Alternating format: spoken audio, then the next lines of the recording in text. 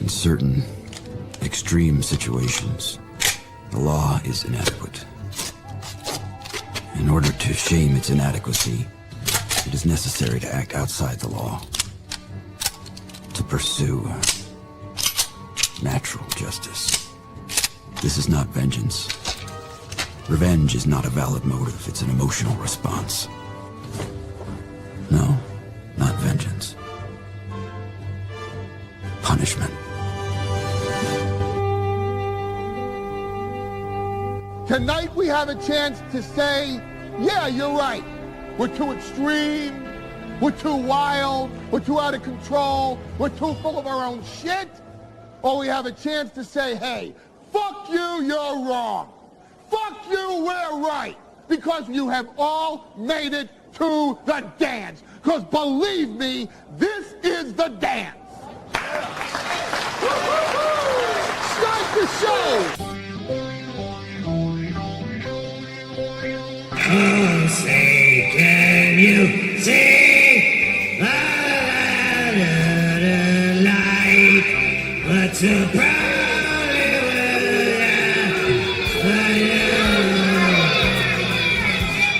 shouldn't have turned down those cue cards. Oh.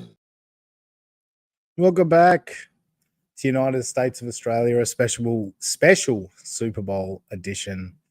And yeah, I thought Aaron M. Holt's steel toe intro was quite appropriate for today, given the punishment that was delivered by the Eagles to the Chiefs. And also Paul Heyman, ECW, famously based in Philly at the ECW Arena. So I thought it was very appropriate for the Philadelphia Eagles dominance of the Chiefs. And a man who really got a little jealous, I think a lot jealous, of the ass fucking that Patrick Mahomes received, Robbie the Mariner fan.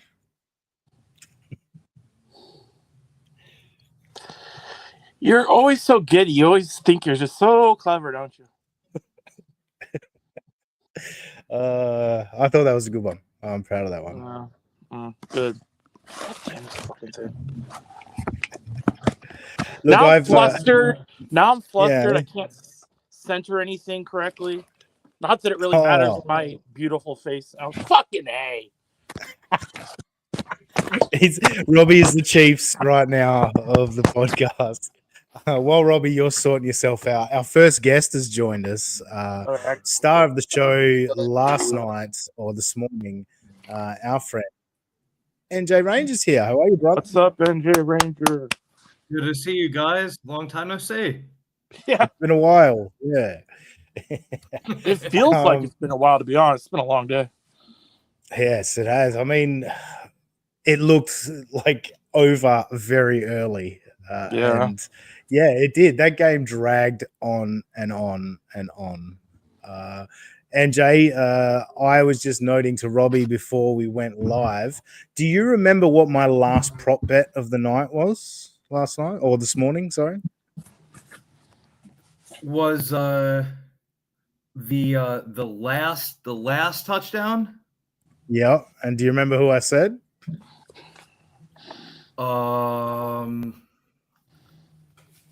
It took me a second, dude. Don't worry about it. I said Xavier Worthy would score the last touchdown, and he that's what I figured. Yes, and he indeed got the last touchdown of the game. Unfortunately, I didn't place any money on it, so it was just bragging rights. You get to feel smart, though. That's fun. Yes, you got it. I know everything else I said was wrong. Although I did say high scoring, and the Eagles did score a lot of points. I think they almost single-handedly. No, you were right. Over. Oh yeah, they did get the well, especially with the Chiefs' late scores. I think I said 38-31. What was it? Yeah, no, 20 or something, or 40-something to 20-something. So it was 40 to 22. So yeah, 40 to 22. So look, I wasn't far off. Yeah. Ranger, you spent obviously a day at the Borgata at a sports book, I assume. I watched basically the first half from the sports book, and then I was like, okay, I'm getting hungry, and then I went up to my room to watch the second half that was not as eventful as the first half. I am astonished how awful the Chiefs were and Patrick Mahomes was. I don't know, the whole GOAT debate, I think that needs to be put to bed for a while because Patrick Mahomes has been sexually assaulted in 2 Super Bowls, one of which was Tom Brady himself doing the damage. Robbie, what was your take on the Super Bowl? Yeah, the first one wasn't that bad because if you remember, he was playing with that super mangled foot, and so I never really felt like that was on him, and it felt closer than the final score. This one was bad. Yeah, I was one of those guys that was, even though I'm great friends with Queen Roxanne, so I never mentioned this around her, but I was one of those people that was like, if he three-peats, he doesn't necessarily need to get to the amount of Super Bowls Tom Brady had to make an argument that he's the best ever. But after that, I mean, he's 29, so I guess it's conceivable he could still play in those 40s and reach Tom, but it's going to be a Herculean task to ever get to Tom Brady's rarefied air now, where before this game, it's crazy because, like, let's say he loses this game, but he doesn't lose it like that. You could still say, like, oh, he's still got a trajectory. Like, this one game feels like it blew up the challenger on his path to get to Tom Brady. Yeah. No, I agree. And also what I was saying to you before we went live is Brady, every one of Brady's Super Bowl losses, there's an iconic moment for a player in the game. Yeah. Like, Brady never got blown out, but out of his losses, David Tyree has his catch, Mario Manningham has his catch, and Nick Foles has the touchdown Philly reception. Special, yeah. The Philly special, like, they all have iconic moments to beat Brady. Mahomes has just been beaten senseless in a couple of Super the reason Bowls. I was so on that, a three-peat you could make a case would put him tied with Brady was because Brady was. Let's not forget, like, when I loved the show on Turf Rams. That was when I first started watching football. My first actual football memory is the Titans-Rams Super Bowl. So if you go back and remember the first Brady Super Bowl, he was not the reason they won that game. Belichick had like the kiddie, like what's the word I'm looking for? The water floaters. That was a defense and running the football type game. But whereas with Mahomes, every Super Bowl he had won, it was because of Mahomes. But yeah, this is a catastrophic setback. But even in Mahomes' wins, it's come with a slow start or struggles early. Like, he's been behind in every Super Bowl. Are that way. Yeah, I get it. He's never. I don't know. He's never looked completely comfortable in the Super Bowl. He's had great second half moments, but I don't think he's ever looked completely comfortable. NJ, what are some of your main takeaways of the Super Bowl? Well, now obviously hindsight is 2020, but thinking about when we were talking about this stuff this morning, the negging thing that I had, like, not exactly in the vein of prop bets, but I just had on my mind, how many sacks are we going to see? And that ended up being, again, Pat Mahomes. It's like, all right, bro, you're taking a beating. And that, I feel like, if you look back, again, comparing him to Tom Brady, that's something that you did not see as much. And I big agree on Robbie's point that, like, up until whatever, and now a couple hours ago, his trajectory, it's like when you calculate what's the lowest you can get on a test to still pass. Oh, I do that quite a frequently. That Tom Brady, like he was on that Tom Brady grade point average, but this is like getting a D, and it's like, this is like when you're like, it's still possible, but it's like when you on a Canvas course and you're like, well, if I get C's on each of these last 3 things, I'll still get a B to pass the class, not even factoring in that you could get like a 15 out of 100 and just completely bomb a test. And this is what he did. Yeah, it's because there was moments like the DeAndre Hopkins where he was wide open and the throw was off. And I mean, it's DeAndre Hopkins as well. It's kind of a catch you'd expect DeAndre Hopkins to make. Kelsey was dropped that not the second ball, but the first one he dropped, that would have been a first down during the beginning of the game. It was just everyone sucked. Yes, but the overall thing I noticed with Mahomes was he looked spooked early on a pass rush, where when he's generally been relaxed and can get out the pocket pretty quickly and easily, he looked spooked every single time an Eagles lineman got through. So, yeah, I don't think he was in the right frame of mind for today's game. That was atrocious. My mom was watching the game and she goes, "Does he look sick to you right during the national anthem?" During the national anthem. And I'm like, I don't know. I don't really. He's like, look at his eyes. I'm like, I'm not looking at the dude's eyes. What are you talking about? But remember, the Eagles were complaining about having the flu to begin the week. I wonder if it bounced over to the Chiefs because, my God, they were bad. Lifeless. Yeah, well, and I hate that when guys have a bad game. No, I know. I'm not saying they come out and say, no. Something's going to come out. I know what you're saying. I hate it. Like the Jordan flu game, and if someone overcomes the odds, like there's stories in Australian football of guys with like busted ribs and shit, or punctured lung that play out a game and play well. Like they're great stories. You want to hear about that. When you lose, you lost. I don't give a fuck what was wrong with you. You know what I mean? If you overcame it to win, yeah, we'll put you up on our shoulders and congratulate you. But if you lost, fuck off. Go sulk in the corner. We don't want to hear about that's true, it. No. There was the title of the episode is Sweat punishes Mahomes, another win for the toe. The great Will Heron, who we hope is going to join us at some point during the stream, he got Josh Sweat to say another win for the toe during the week. And that dude balled out today. I think he had at least 2.5 sacks. He had 6 tackles. He was on fire. Like, this is a win for the toe. Like, I'm going to give it to Aaron. Like, this is a win for the toe. Yeah, you gotta call balls and strikes. And again, you gotta hand it to Coach. Coach himself he's been on a little bit of a I'm gonna be polite and say tumultuous streak instead of losing streak. But this with that little shout out that he got in combination with his performance, it's another win for the toe. Another win for the toe. Yeah, I did think that was amusing when he was crushing it throughout the game. I was like, holy shit, like Aaron's gonna get 45 minutes out of this, like, and good for him. Like, exactly. That's really the unique situation is that it's like, all right, I can't, as an inveterate somebody who's contracted at least steel toe derangement syndrome. If not, I think I've got full blown AIDS, but you've probably only got STDs. Yeah.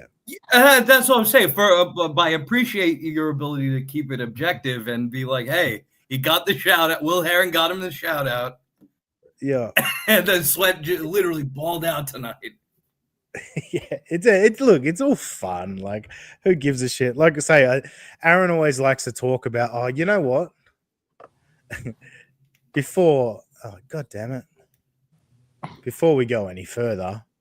Aaron's boring, and April adds nothing. It's gonna be great. We're scripting this morning. Come on. It's time for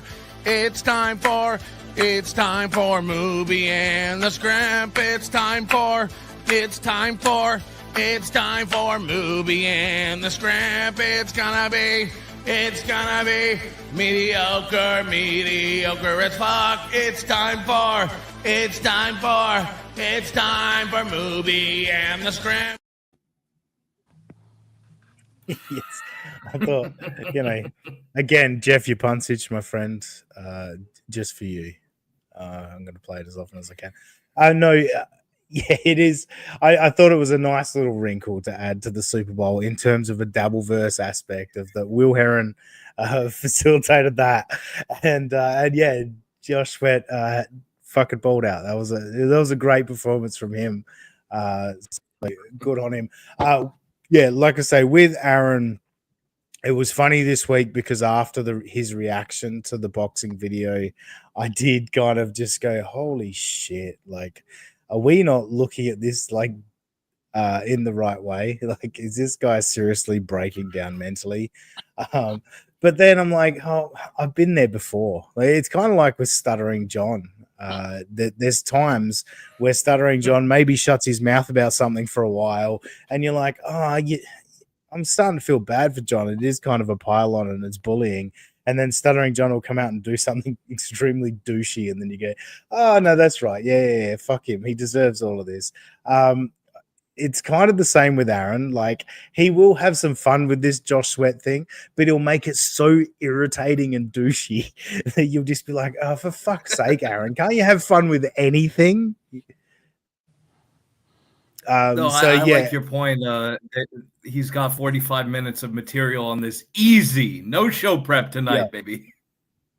Yes, I was, because the game was obviously clearly over. I chucked on the Blind Mike Project. That's generally my go on a Monday morning, as I listen to Blind Mike Project. But because of the Super Bowl, I was like, I skipped straight to his steel toe segment, which is like an hour long, and Blind Mike does, I think, have some of the funniest takes on steel toe. Like, if you want a genuine laugh at steel toe, I think Blind Mike is great for his segments that he does on it. Of course, Patrick and Carl and that are funny, but sometimes we get a little bit deep into the minutiae of it all. Blind Mike keeps it light, and he had some great takes on the STDs and the AIDS and all of that stuff. So yeah, it was good times. I did actually, because the game was a bit garbage, not a bit, a lot garbage, I thought I need to grab some Aaron Imholt clips so we can, have something to talk about today. So NJ, would you be keen on breaking down some Aaron Imholt this evening instead of talking about garbage football? Pleasure. Excellent. So I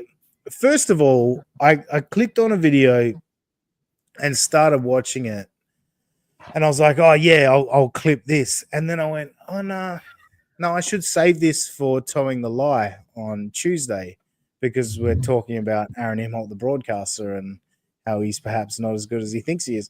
So I was like, no, I'll save that one for Towing the Lie. So then I went to his next one, and I think this got clipped by, I think, Stalin or whatever, but I did this clipping on my own, ladies and gentlemen. This was all me.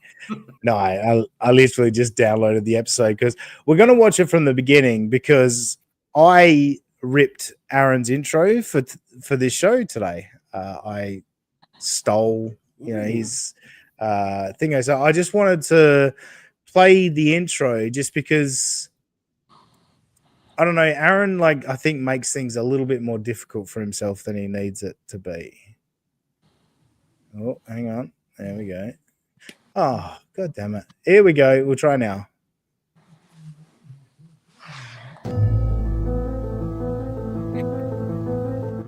In certain extreme situations, the law is inadequate. All right, so we all heard that at the start of the show. But I want to get to where the transition happens.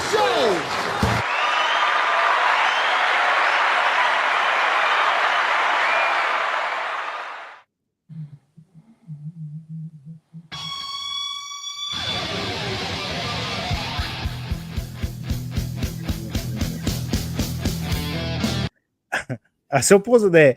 Just I took his intro and then I clipped it tight and put our intro song when Paul Heyman says, start the show. My intro song kicked in at that moment. Aaron goes from crowd cheering to his crowd cheering noise, and then there's a big pause while he hits play on Hart's theme music. I was like, dude, just clip all that into one thing. It's easy to do. I don't know. No. I got a pro show going, and this is how we would do it back in in 9-2 or whatever the hell it is. Agreed. Moody's here because it is daytime for Moody. Robbie, why is the camera set at your dinner's point of view? That's actually pretty funny. Let's continue.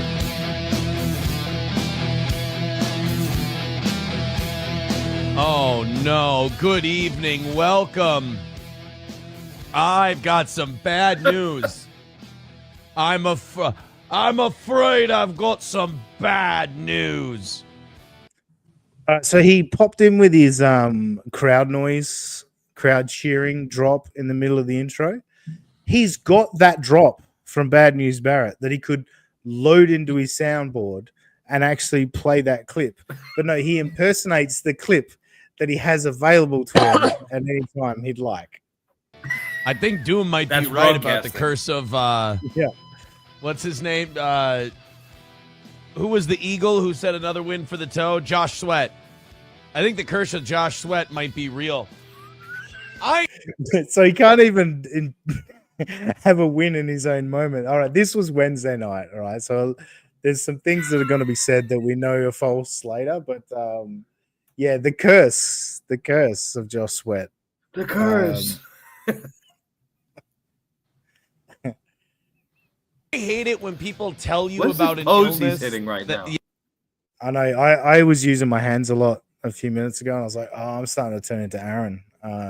But he Oh goes no, it extreme. was the chest thing too. Once it gets to your chest, then you should be maybe circumspect. But no, Yes. you're good. Yes, and he does a lot of like weird, like eyebrow rubbing, like. So, they think they had the same thing you did. And you're like, shut up. Like, you don't know. You haven't been me for, a week and a half now. You don't know what you're talking about. Because like yesterday I felt fine. This morning I was feeling pretty good. pro broadcaster. I as a joke last week on the show, Aaron was explaining about how ill he was. And I just explained that I'd got really sick the day before, and it was just after I'd been on this little piggy. And then I actually got some comments from people that said, oh, now I know why you're so quiet on this little piggy. I mean, partly that and partly it's hard to get a word in with Patrick and Moody. But, there were people that were actually like, I said very little, but people were across what was going on. This dude is going into fucking deep detail about how sick he is. Days and like we haven't done a show. Like obviously we did a show this morning, but like I spoke about this last week on the show. He's still talking about how he's sick. Like we're over a week later. Like what's going on? Rochi, thank you for the £2. I believe in Henry. Am I right, Robbie? What? You don't Sorry, know who Joe Do you not know who Joe Hendry is? If I said I don't, would that be bad? No, it wouldn't be bad at all. Aaron watched the Royal Rumble and Joe Hendry debuted. Well, not even debuted. WWE's got a deal with TNA. Anyway, whatever. Joe Hendry was in the Royal Rumble and Aaron liked his theme music and thought he was cool. So he kind of based his week of shows on the thing he saw on the TV on Saturday night. Yikes. You know what? Damned if that isn't exactly what the hell happened. Yeah, exactly. Themed week. And I remember I said something this morning. I said, I feel like I could be backsliding a little bit. I feel like I could be getting sicker today. Like I'm coughing. So we are still going on about the illness. Like we're malingering. That's cool. Yes. Yeah, no, the pro broadcaster. This is when you've got 7 minutes. He wants to go back to radio. You got 7 minutes max between commercials, Aaron. What do you think you're going to do this on radio? What are you talking about? A little bit more. I'm a little worried about it. And made my big boxing comeback because I was feeling good enough today. Still getting paid to coach. Still got to be there for the sparring sessions and everything else. Oh, coach. he said the secret word. This was Wednesday night, all right. So we didn't officially have Scott's video where he said, "I'm done with Aaron." he messed with me. I'm done with Aaron. This was before that, all right. And I know Aaron's had a laugh with Scott about it since then, so it's all good. Like it's all got to be figured out. But yeah, he's continues to have to point out he gets paid to coach. Nobody actually cared, Aaron, except you. Like this was all about your own ego, and you like walked into all of this. It's bonkers. Whoever's paying him to coach, I would also like to have a psych evaluation on. By the way, I mean that seems but look at it this way, Robbie. If you're a business owner and there's a body that's gonna go in the ring with somebody, and you can pay them a pittance to do that. Like, I mean, that's helpful. you can find someone that would do that for free. Is the thing. When I was working at my job, there's former pro boxers that were giving their time back to the community. Just they wanted to volunteer and they did it for free. And you have somebody paying this jabroni. Like I don't even if he's making not even minimum wage, it's too much. Exactly. That's fair, but it is. Remember, it's St. Cloud, Minnesota, Robbie. So yeah, and this is the middle of Oregon. I mean, it's not much different. You know what I enjoyed, Aussie, is that you frame this as there's going to be stuff in this that has since been like contradicted or whatever, and I thought that was just a normal amount of like any episode of Steel Toe. This story that was actually just a dumb Facebook thing that 5 minutes later was proven to be a hoax. No, this is much more substantive facts that we now know the real story of. Yes, but it's and again, like I know I'll get accused of sweeping for Nick Recator or sticking up for Nick Recator or whatever, but if when he says that Aaron is literally always in the moment and what's happened before or what's going to happen in the future is irrelevant, it's just about right now that he has to deal with. And I think it is a genuine, well, I won't say genuine mental illness, but there's definitely something there where he can just ignore the past and go, no, this is what it is right now. You know what I mean? Rochi. Teflon toe. Yes. Rochi with 3 pounds. Imagine if this was sent via super tips. Thanks, YouTube. Appreciate that, Rochi. Why does Rochi, you call all of this grifting? So I don't know why you're encouraging me by giving us very, very valuable pounds, actually. Like the US dollar's great. Pounds even better. I love even pounds. I might actually still come out on top after Google's fees. Google's cut. I might still come out on top here. Because the pound versus the Australian dollar. Yeah. We'll get a new mic or mic cord or whatever, and we'll talk. You said it sound better without the mic. Yeah. Anyway. That's a low blow. No, you just react too real, and that's that's kind of why I do it. Yeah, well. you can't roll with the bit. You actually take it to heart, and that's kind of why everyone loves you, because you're just an emotional man. One of the wild things though is I take it to heart and then get over it after being like morbidly depressed. No, you're very good at getting over it, but you take it to heart immediately. Yeah, I know it's a wild. My Yeah. entire emotional being is like one of those extreme roller coasters. You're actually one of the toughest dudes I know when it comes to like ball busting and all that shit. But it is the fact that you do emotionally react in the first moment, and that's all we need. Right? We just need that for the laugh. So yeah. Anyway, let's continue with how Aaron deals with ball busting. So I get there today, and I sauna up, sweat out whatever's left, and as soon as I start throwing punches, every combination is interrupted with just shitty, just my lungs not responding well to the thing at all. I'm just frustrated, and I'm like, well, shit. Okay. I'm no. So we heard him talk about the fact that it's all going to be sorted out with USA Boxing and all that, but I think he's also said, he might even be getting to it. He's not allowed to go to events. Like he's only barred from events. He can still go to the gym. But then he's talking about how he's got a fight coming up. But he's like, we'll get it sorted out before February 22nd. he thinks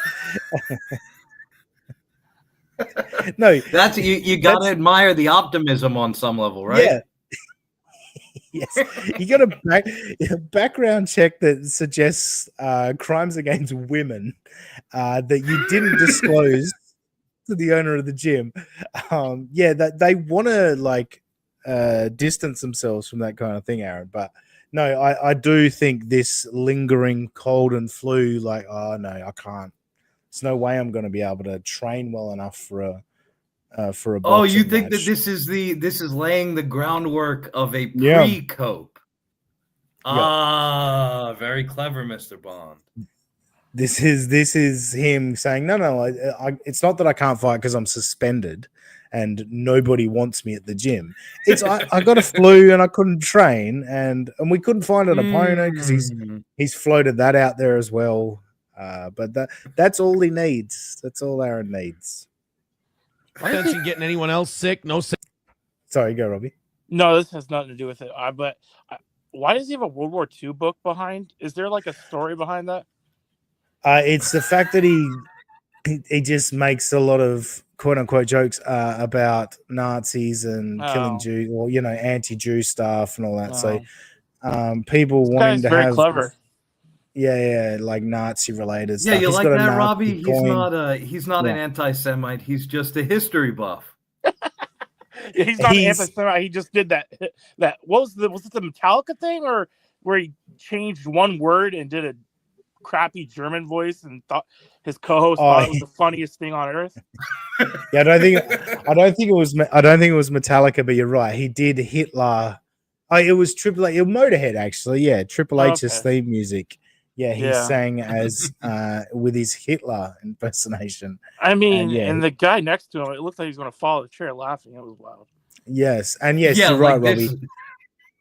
The one word he changed was instead of saying "you," he said "Jew." That was such a giant departure from the original lyrics. Yeah, it's like if Rodney Dangerfield was a middle schooler, this would be some of the gripping stuff that he would be coming up with. But he's heavily inspired by Opie and Anthony, and it's like he just clinged on to, like, first of all, stunted growth. Like he's stuck back in like 07, 06, 07, to where people running around calling people faggots and stuff like that was just the height of comedy. But also he's just taken everything that people actually don't like about Anthony Cumia and that's what he's copied. And he's run with that thinking, I'm like Anthony Cumia. But no, Anthony is like a genius when it comes to comedy, like off the cuff comedy on radio. But the things that irritate people is how like overtly like over the top racist he is and makes some money on X. I always wonder how much he believes when he tweets that shit out and how much he just knows that he'll get so many people in his comments that he'll rack up the dollars. That's what I think it's a happy accident kind of thing, in that it's like what do they say, when you make your vocation your vacation, you'll never work a day in your life. So he really is that racist then? Okay, whether it's that, agree again, when he had his little Times Square thing, that he basically said out loud what are his tweets, what would be a mundane tweet of his now. So I tend to believe it.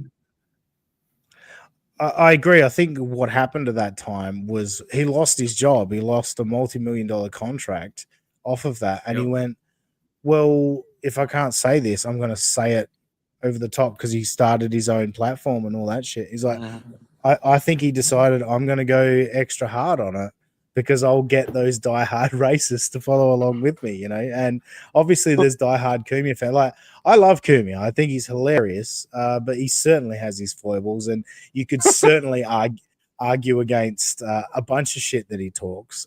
But at the end of the day, when I hear him on the Uncle Rico show, which pretty much the only time I watch the Uncle Rico show is when Cumia's on, and when I hear him on WATP and stuff, it's like he is still the king of this, like the off the cuff lines, while just taking in a video. He is a gem, and everyone always talks about how Aaron, is definitely influenced by that, but he got none of the funny, just all of the controversy. You know what I mean? Like it just feels like that's what he's done. He is, as I like to describe him, he's Ant's secret love child with the Opster, but it's as if he took, as to your point, the least redeeming qualities of either of those guys, being a square like Opie that's super regimented for no real reason, and then Anthony and his penchant for just wild, the off the air racism, the one that's not supposed to be a joke. That's Aaron on the air. Yes, yes. No, exactly. And like I've said before about Aaron that I think he to me is OP if he never met Anthony, where he thinks he's funny but never found anyone he could bounce off of. Whereas Anthony gave that to OP, but then as time went on, the realization hit that it was all Anthony, and OP started to become resentful of it. I feel with Aaron like he doesn't want his co-host to contribute. He doesn't want anyone funnier than him. No. And in all honesty, I think Johnny Crutches is funnier than him, but he's just learned to sit back and go, well, Aaron doesn't want to hear from me. Whereas I've heard some Johnny Crutches clips where he's on his own show. I'm like, that's pretty funny, Johnny. Like, you got a sense of humor.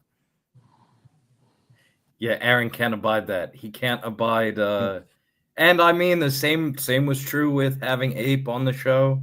It's having somebody who is there, not for the dynamic that you're describing in Opie and Anthony, where they would go back and forth, but rather the opposite, that that you can throw something out there and you are 1,000,000% sure that your co-host is not going to knock it out of the park and maybe make you look like you're not the funniest human on the earth for 2 seconds. Yes. No, agreed. Rochi coming in. I'm going to read more of Rochi's comments because he's actually donated. Well, Aaron was looking up Mr. Ricada's kids on Kiwi Farms just before he was jerking it. So I guess he copied the wrong part of Mr. Yes, another example. Well done, Rochi. And Moody, just because Moody's a great guy. Johnny has a pulse on his own show. He goes into power saving mode when on with Aaron. 100% correct. Yeah. You never. He is checked out. Whenever there's a Robbie fan, you never seem to click it and highlight it, Ozzy. Why is that? You want me to click on Ross Dog? No, not Rob. Well, his are funny, but the Serenity Now guy. Serenity Now. How far up do I got to go? Pretty much to the top. To the top. I got to go back all that way. Serenity. I see Serenity Now. Here we go. What's this one? I'm going in blind. Robbie, you are in Oregon, right? Let's grab beers next time I'm in Portland. But the other one was better. It just said shout out Robbie the Mariners fan. I just like it when people actually like me. Oh, this one here. Yeah. Couldn't you just say that? Why did I have to scroll up? If I can bring that up on the screen. I don't know. It's late. What the fuck is wrong with you? A lot. And if you got that new mic cord, you could be on your laptop and then you could bring these fucking chats up on your own. Yeah? I hate it when you go, like that. It's Robbie the most needs annoying thing you do. Robbie needs industrial fans. Oh, Moody. I don't get it. Moody. I don't get it. You don't get it? Industrial fans for what? I don't know. I assume it's something like trying to like dry off an elephant or something. You need industrial fans. Something along those lines. I don't know. Yeah. Yeah. Serenity Now, since you're so in love with Serenity Now. Way to make me look bad, Robbie. Get a mic cord and I might blow you when we get those beers. That offends Robbie. Robbie will be blowing you. All right, just to be clear. Oh, Jesus Christ.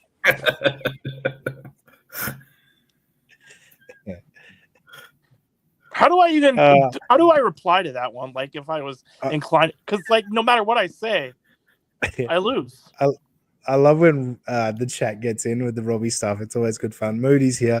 Robbie, you're like one of those Easter Island statues if they got rid of their grass and replaced it with a. That's so funny. Moody, you stockpiling these oceanic jokes just so you can come in the chat and cut up with Aussie? I love it. Is Moody's like, so when we go live on a Sunday, it's like 3 a.m. for Moody because New Zealand is like 5-6 hours ahead of me. So when we do these, for me, it's midday. So Moody is like, late into the evening. These are the chance when Moody can get into the chat, and it's great. Oh, hello.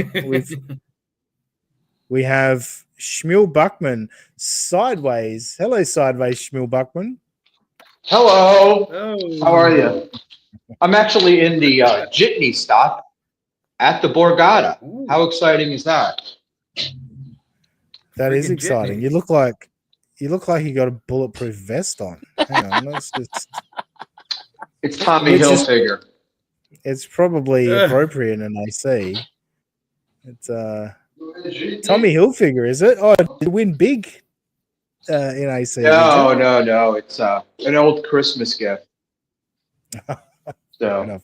but I do have news. I just was told that Rob Saul is looking for me. Is he really? And, What are you for? looking for Yeah, him? for What some have you done? reason wants to have a fight. And Over what? I'm an old man, and we don't do that. But what does he want to fight you over? He called me something, and then I suggested we met last night, and I told him not to do it again, or we're gonna have a problem. And we were very nice. We became very cordial, and then I guess I don't know. 24 hours later, Wait, what did You- he do that you said don't do it again? What was that? I was calling me ESO. Oh, And I right, looked yeah, like an that's ESO and all. that's a I bit just- much. Yeah. And I'm just like, I just don't want it. I was trying to be nice, and Yeah. so it's a little weird. And I mean, to be one of fair, the I likened my co-host Robbie to ESO last weekend on the show, but yeah, no, I do get it. I got it. He's just getting a little bit over the top with it. No, I know? do get it. I just wanted to make that joke and remind everybody that I made that joke about Robbie. Oh, He's lighting up a cigar, is it? Yeah. So, that's why I'm outside, and I came into a place all by myself so I could talk. Somebody decided to join me and make a call. So I apologize. Rochi has just chimed in. Rochi's dominating the super chat today. He says, "Hi, Joe Biden." Yeah. Oh my God! I got to tell you, Yeah. it's like fat jokes for you, Rochi. The old jokes just get tiresome. It's He like, has done it. something He has new. really done a disservice to the old people that are still with it in America. Like, there's so many jokes. He's now also that, like 30 years it's older than showing me. Joe It's Biden. not like.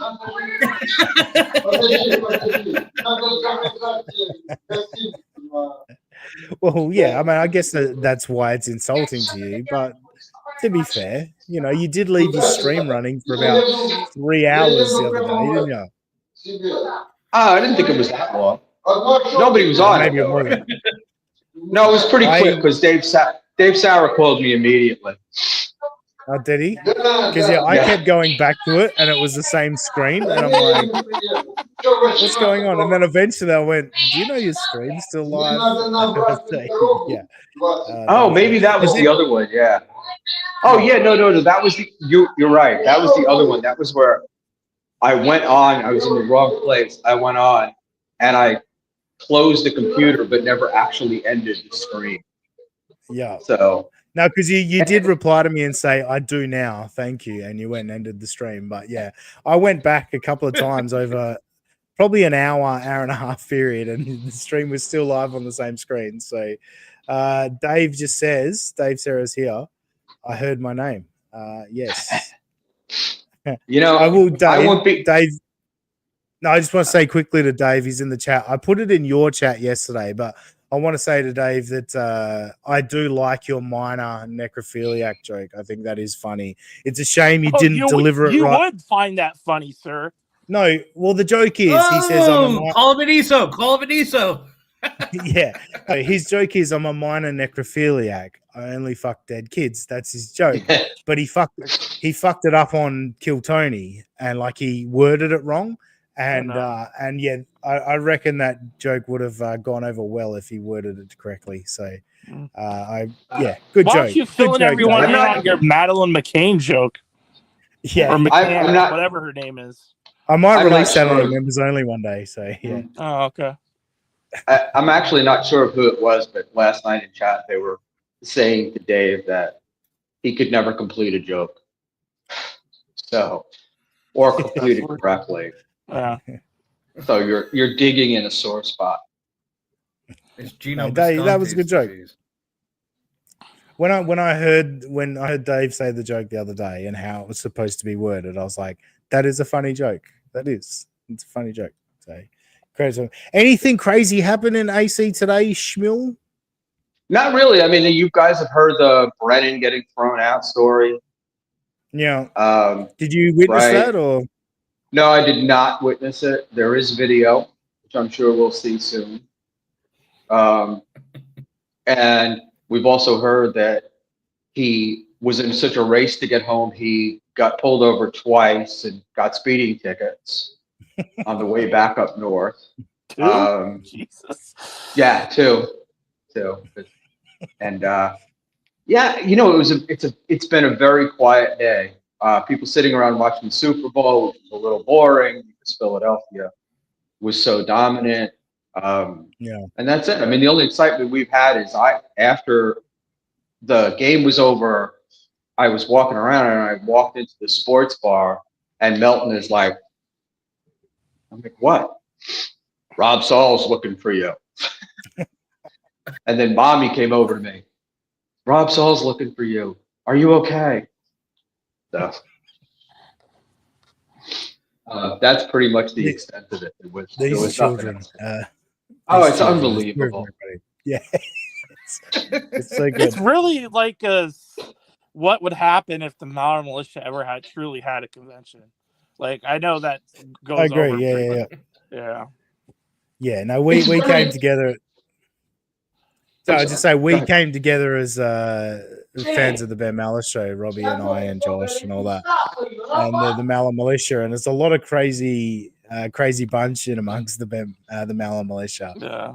And apparently, part of wait before I go on, part of towing the lie on Tuesday with the Pretty Antisocial Girls, we're talking about Aaron the broadcaster, and part of it is the fact that like the respect I have for Ben Maller and the work that he puts into putting on a radio show, and that Aaron Imholt shits all over that and acts like he's one of the best in the world. So, yeah. Because there are, shockingly enough, there are radio guys that'll prepare 8 hours of content for a 4-hour show, while the Toe prepares like 15 minutes of content for however many hours he does, which is the exact opposite of what you should do. Listen to Blind Mike every Sunday. Mike does that. Mike puts in a lot of work. Yeah, it does. Apparently, they're going to they're going to try to have a Maller convention in Vegas in July, and I'll have to go be boots on the ground for that. Maybe we can get the video.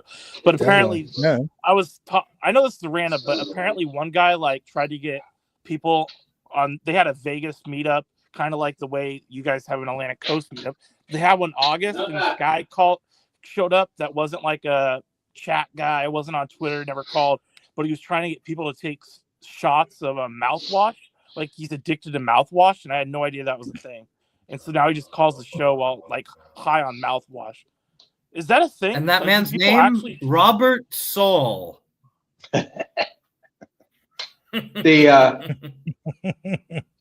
Rochi says, "Oh, so Brennan lost or was winning too much, or did Brennan start counting cards?"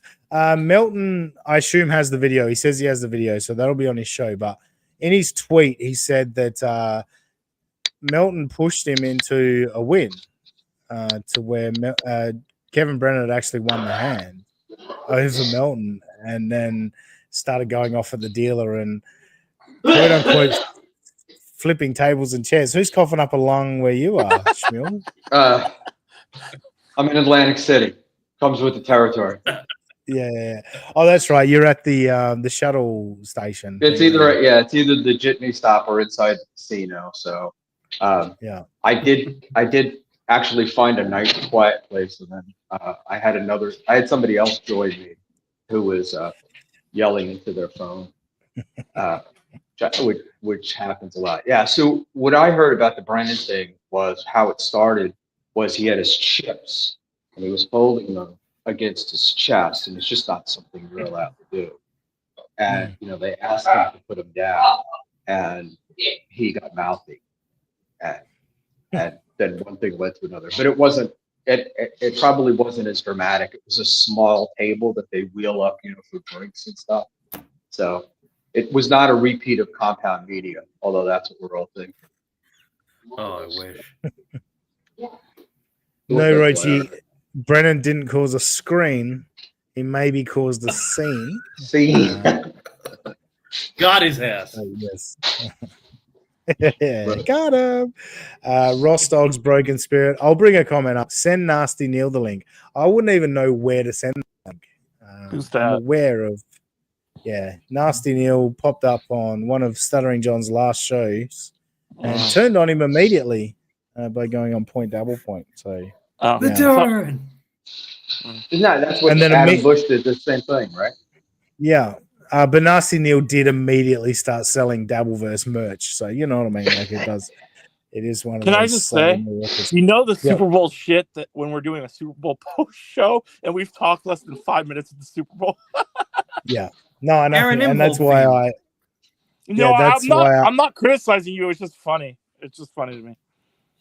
No, that's why I went and pulled an Aaron Imholt video because it's like, I can't do a post Super Bowl show about the Super Bowl. I know.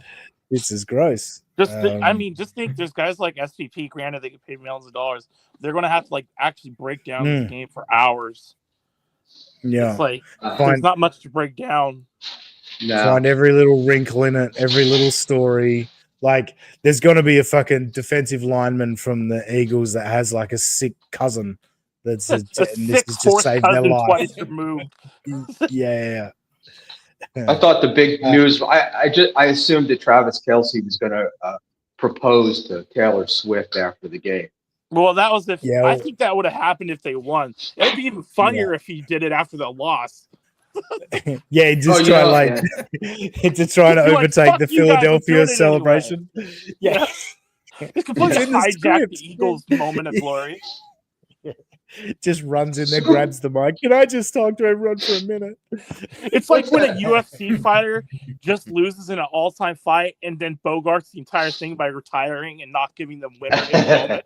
Right. Yeah. It would have been great. I would have actually started to respect Kelce for his lack of awareness, but yeah. Gomez says he needs to hear that impression again, Robbie. Of who? Exactly.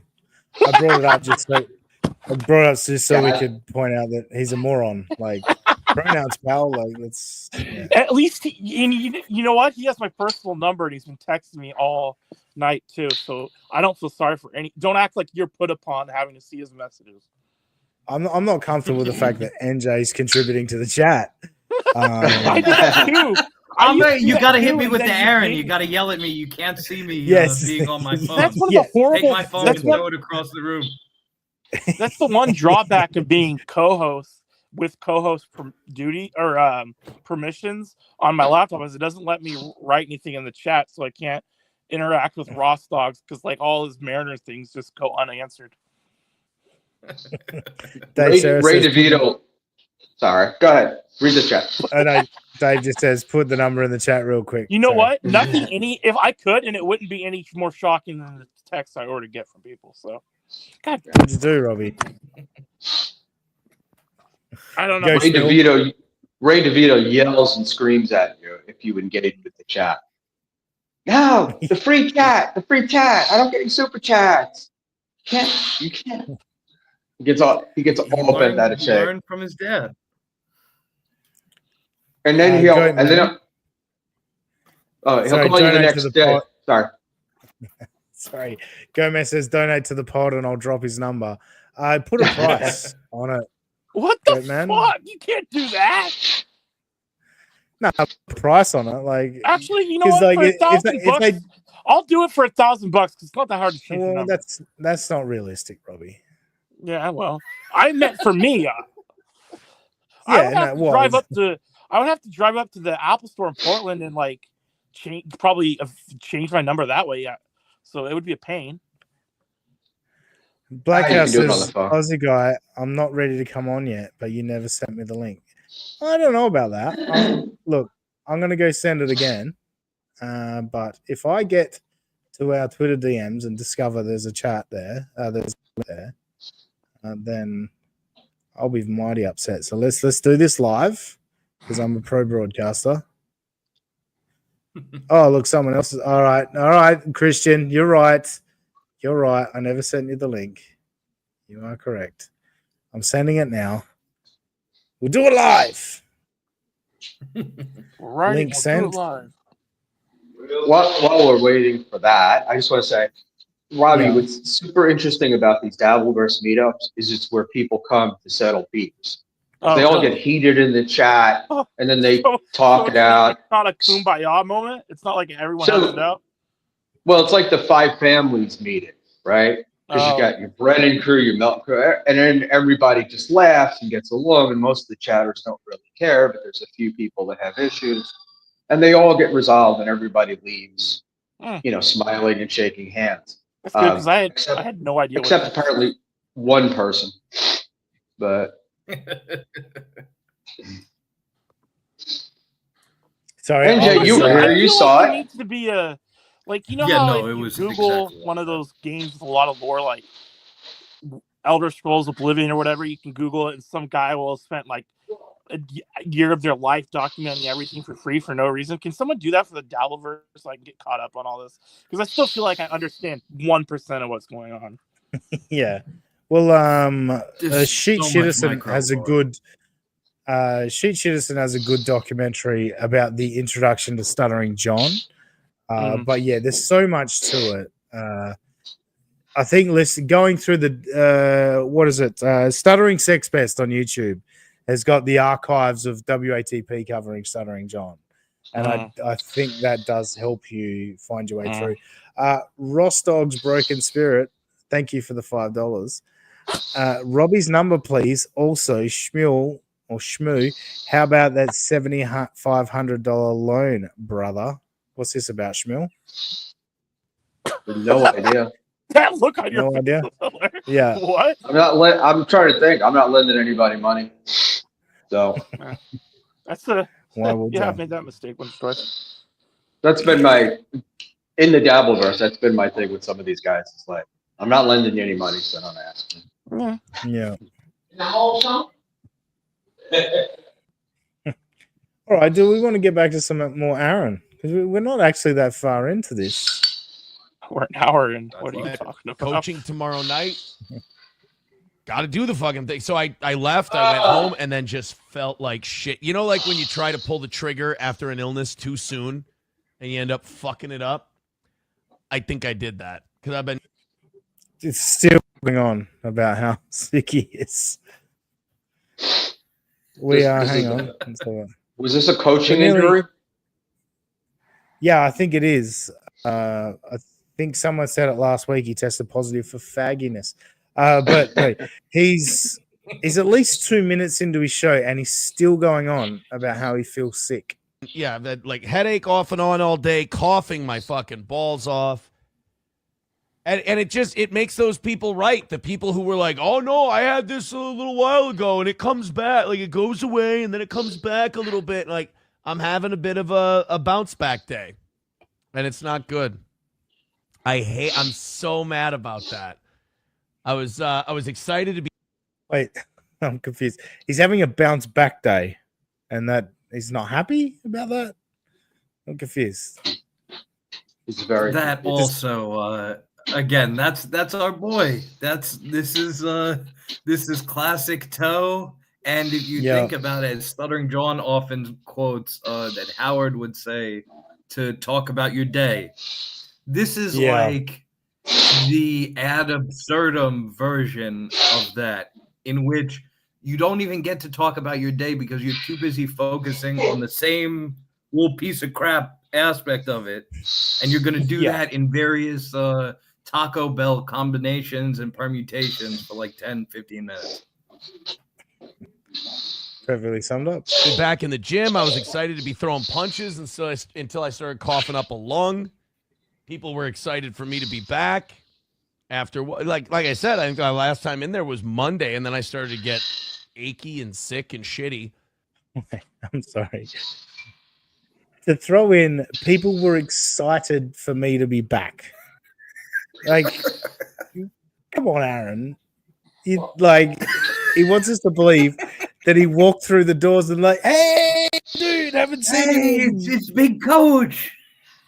Yeah, haven't seen you in 2.5 to 3 days, man. What's going on? Aaron. Yeah, exactly. It's the steel toe applause drop. It's the only, let's be real, it's the only steel toe drop. And I think that's now bleeding into his perception of reality. Yes. And look at that facial expression. Doesn't that look like he's just waiting for a load to be shot on his face? Oh, shit. It's my feeling when your boy didn't do too bad, did he? Yeah. Just frustrating is all. I hate being sick. It's the goddamn worst. And I hate when you get a little better, and guys do this all the time. They get a little better and they push it, and we fuck it up and we get sick again. So I hope that's not the case. Guys do that, do they? You don't know what guys do, man. Seriously. No, he does not have a clue. He calls it the steel toe morning show. The dude's never had a pair of steel toe boots on his feet in his life. And hang on, I think we do. All right, let's hang on a second. Just hold there, special guest. I'm just going to remove this video, and then I can add TV's Will Heron live from Hey, Will. What's up, everybody? How's everybody doing? We are doing great, well. other than Really other than well, a shit man. That was game. a hell of a Super Bowl. You guys saw the Eagles take it 40-22. The Chiefs got their doors blown off. Wild stuff. Yeah. Great game. Great atmosphere as well. Everybody was going bananas. I was surrounded by Chiefs fans, so it was nothing but screaming and yelling in my ear. But you know what? I'll take it any day. The Eagles awesome. Did it ever get quiet though? Once they started getting blown out, there's No, the Eagles fans were absolutely bananas the whole entire game. It was nonstop, left and right. People were going crazy. It was great. I was at the table that I was at. Oh no! Oh no! Oh no! Oh, TV's well. What happened? But we'll bring up Moody's chat.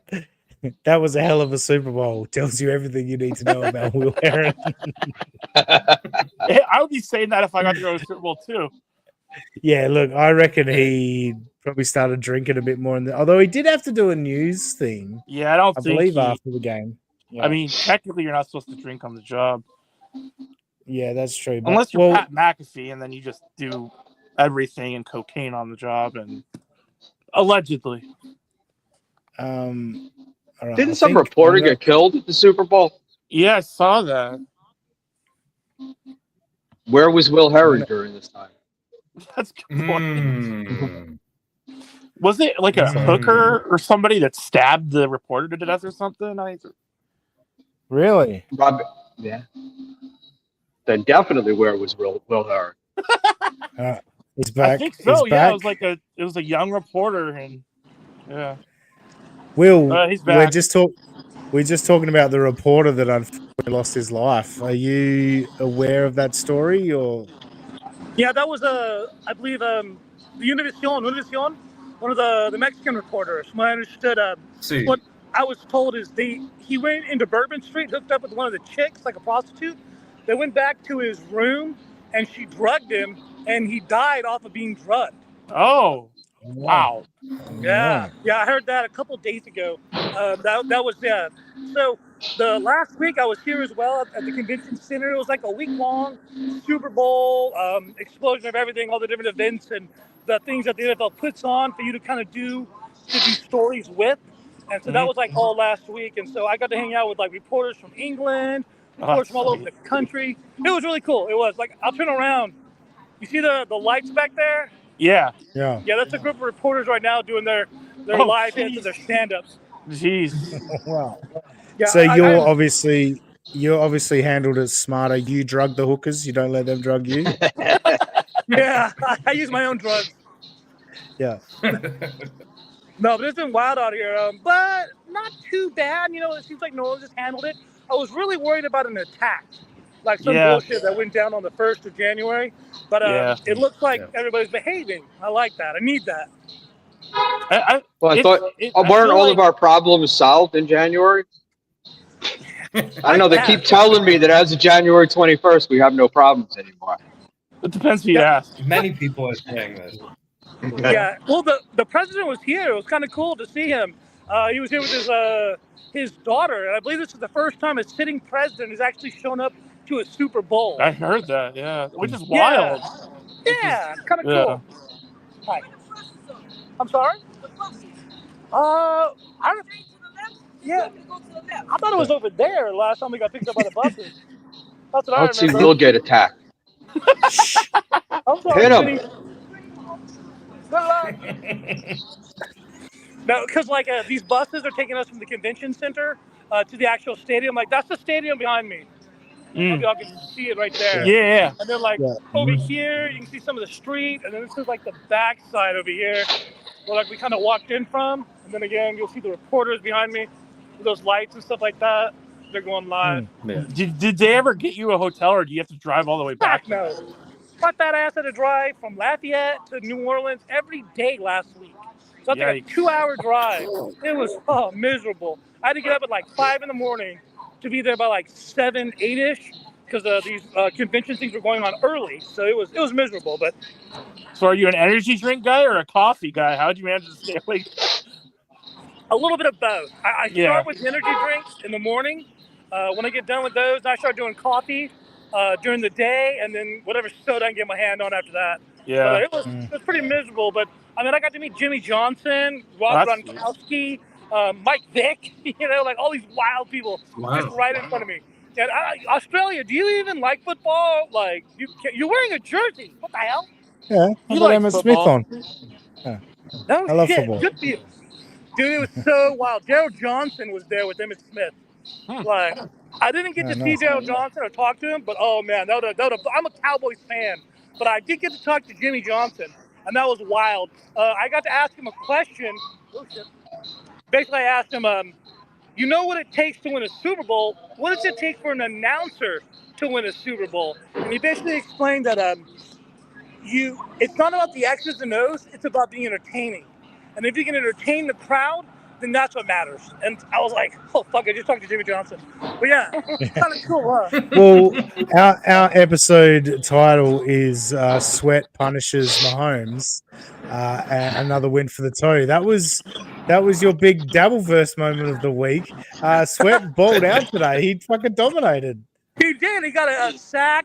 I think he got like an assist on one of the sacks and stuff like that. Yeah, 2.5 sacks. He owes me. You know who also owes me? And I want to 100%. make sure you guys lay into him. Doom. Go after Doom. He said terrible things about me, that I had cursed the Eagles, that I put in the fix because I was betting on the Chiefs. Doom, you owe me an apology. I'm waiting for it. I want it written out in long form and in cursive. I didn't even remember how to do it. I was like the last generation In the of kids cursive. that was taught cursive. I don't think they teach cursive in Oregon anymore. Well, he better figure it out. That's what I want. He, she, they. Let's go with they, just to be, to be fair to the Yes, situation. whoever this gentleman or gentle lady may be. Yeah. Whatever Doom is, I wanted a sorry, and I want it to mean something too, and not some I'm sorry, but like a real I'm so sorry, Will. Like, I'm not just sorry because you I'm got sorry caught. I made you feel that way. That's I love when people who aren't sorry though. I'm sorry I made you feel that way. You don't want one of those. No. I want no fake apologies. Yeah. I want to see some tears, dude. Hey, Will, when you've got AirPods in, why does bringing it closer to the phone make it better? I don't understand. They're not. I can't hear anything through the earpods, so I just like gave up. You're right. Touche. No, that's hear a pro anything from move. Keep them in your Huh? ears because then the people on the street won't bug you as much if you keep them in your ears. They'll think you're listening to something. I always have broken cheap headphones in my ears if I'm ever in Portland because it's like there's a small chance they won't say anything to you. What's up? I'm doing a little streaming Robbie, right now. are you ever in public? About 100 people looking at you. Sadly. Right there. This is a Southwest Louisiana ESPN. This is my buddy RP3 Ray, and this is Matt Miguez Michelito. You're looking at ESPN right there. Oh wow. Nice to see you guys. You guys gonna have good I didn't mean to do that. Good go, Good seeing you guys. Thank you.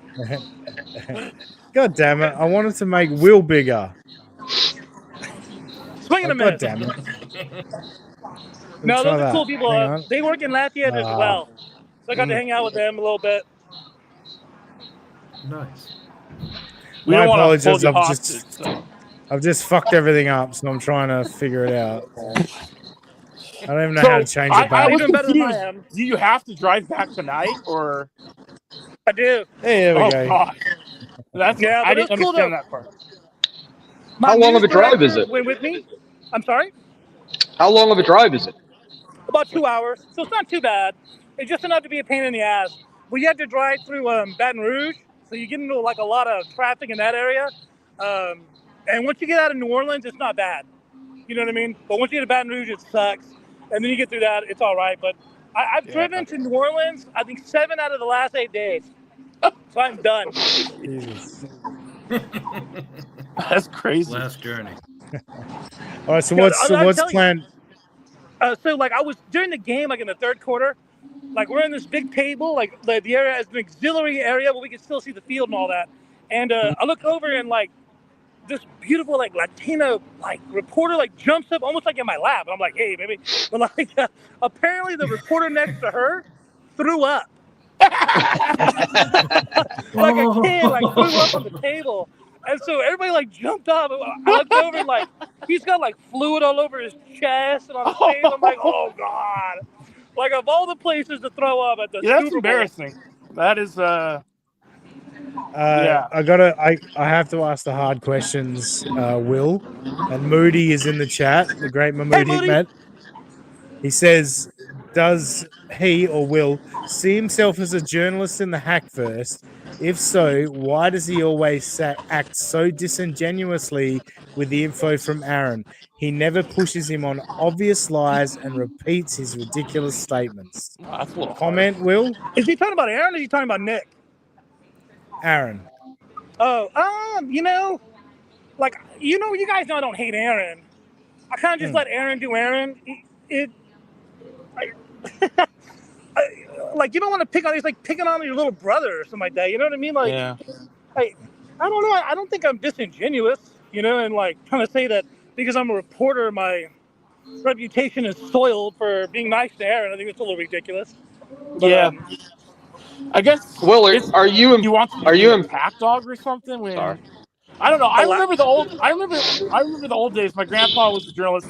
It was back when you didn't really attack who you were interviewing. You were just kind of like getting their you were asking hard questions, but you weren't then arguing with them once they gave you the question you didn't or the answer you didn't like. And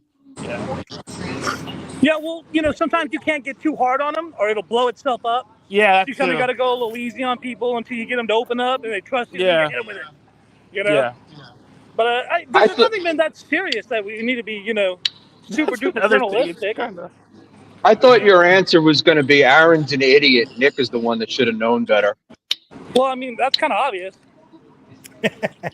That's a fair I cannot believe Josh Sweat gave him that shout out. That was unbelievable. Like, I barely got it in there. It was because it was so hard to talk to the players because there was like a bunch of people surrounding him. So I had to like fight my way in there. Like, he was super cool. Sweat was really cool about that. Like, I was watching some of the other players talk to the reporters, asking dumb questions, and they're like telling them to like piss off. And like, I was worried he was going to chew me out, and dude, he just rolled with it. That was so cool.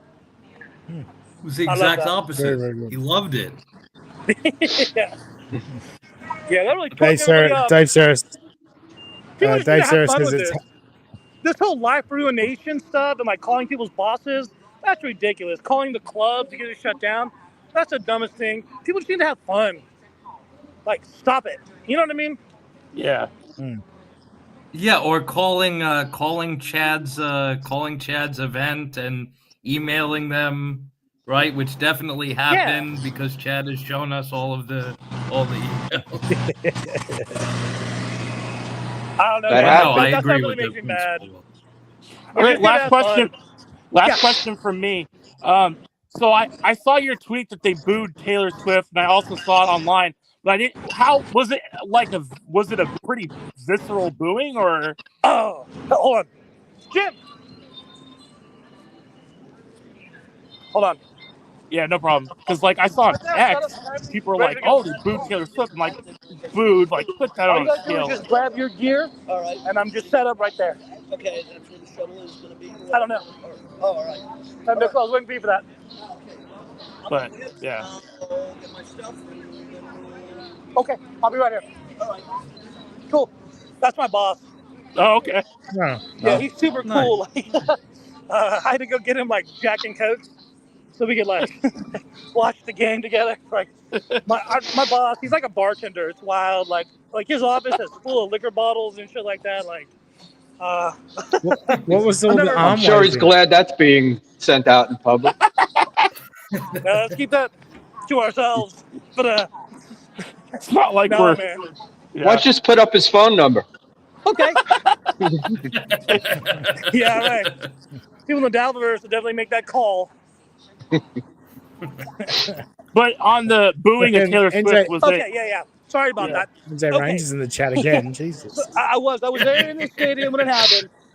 It was wild because like all of a sudden, like obviously they pull up different people in their jumbo Tron, and it's just like random people all of a sudden, and then all of a sudden you see Taylor Swift, and immediately everybody, boo! Like, Wow. dude, there had to been like more Eagles fans than Chiefs fans. We are healing as a country. No, I'm just joking, but no, like everybody went like wild. It was, and like she like looks over at the camera with that look, like why does everybody hate me? That's 100% how it worked. And that's exactly how it went down. Like she didn't know she was gonna be on. She was looking at the game, and all of a sudden, boom! It pops on, and just nothing but the visceral boo that you could hear throughout the stadium, and they were booing. That's it wild. was no joke. It was 100%. They were going after her. That's crazy. Now the Attack other the crowd. Boo Taylor now. Huh? Yeah. Attack the Boo Taylor now. It's like popular. Yeah. She didn't help Kelsey. The other crowd participation moment was Kendrick Lamar doing Not Like Us. And when he got to the line trying to strike a chord, and it's probably a minor. The whole crowd seemed to sing along with that. Is that what you felt in the stadium, Will? Yeah, well, I could hear them singing and stuff like that. A lot of what I heard is they weren't that impressed with his set. A lot of people were saying that wasn't his best set. That they weren't that I impressed. was super disappointed. I was actually. Yeah. I rarely look forward to these halftime show things, but I was looking forward to this one, and it was bad. Wow. I'm gonna say that moment alone is special. Yeah, I guess, but I mean, it was like a solid 4 out of 10 if I had to grade it. So, Will, sorry, go, Will. That's okay. So, like Thursday, we got Kendrick Lamar in the Apple Music thing or whatever it was, and so like we got to hang out with him for a tiny bit. We didn't get to ask questions, but we got to listen to him talk. You know, he rarely talks to the media, so it was kind of cool. But it's that same stuff, you know. Is he really 5'5"? Like, is he really a small dude? Yeah, he's not that big at all. Like the girls are bigger than he is. That's interesting. Yeah. Is he bigger than Chad? Do you know? I don't think he is. I think Chad might be bigger. Oh wow.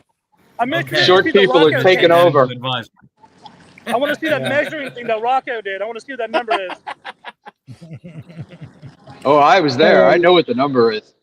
Nice. How was it? How was AC?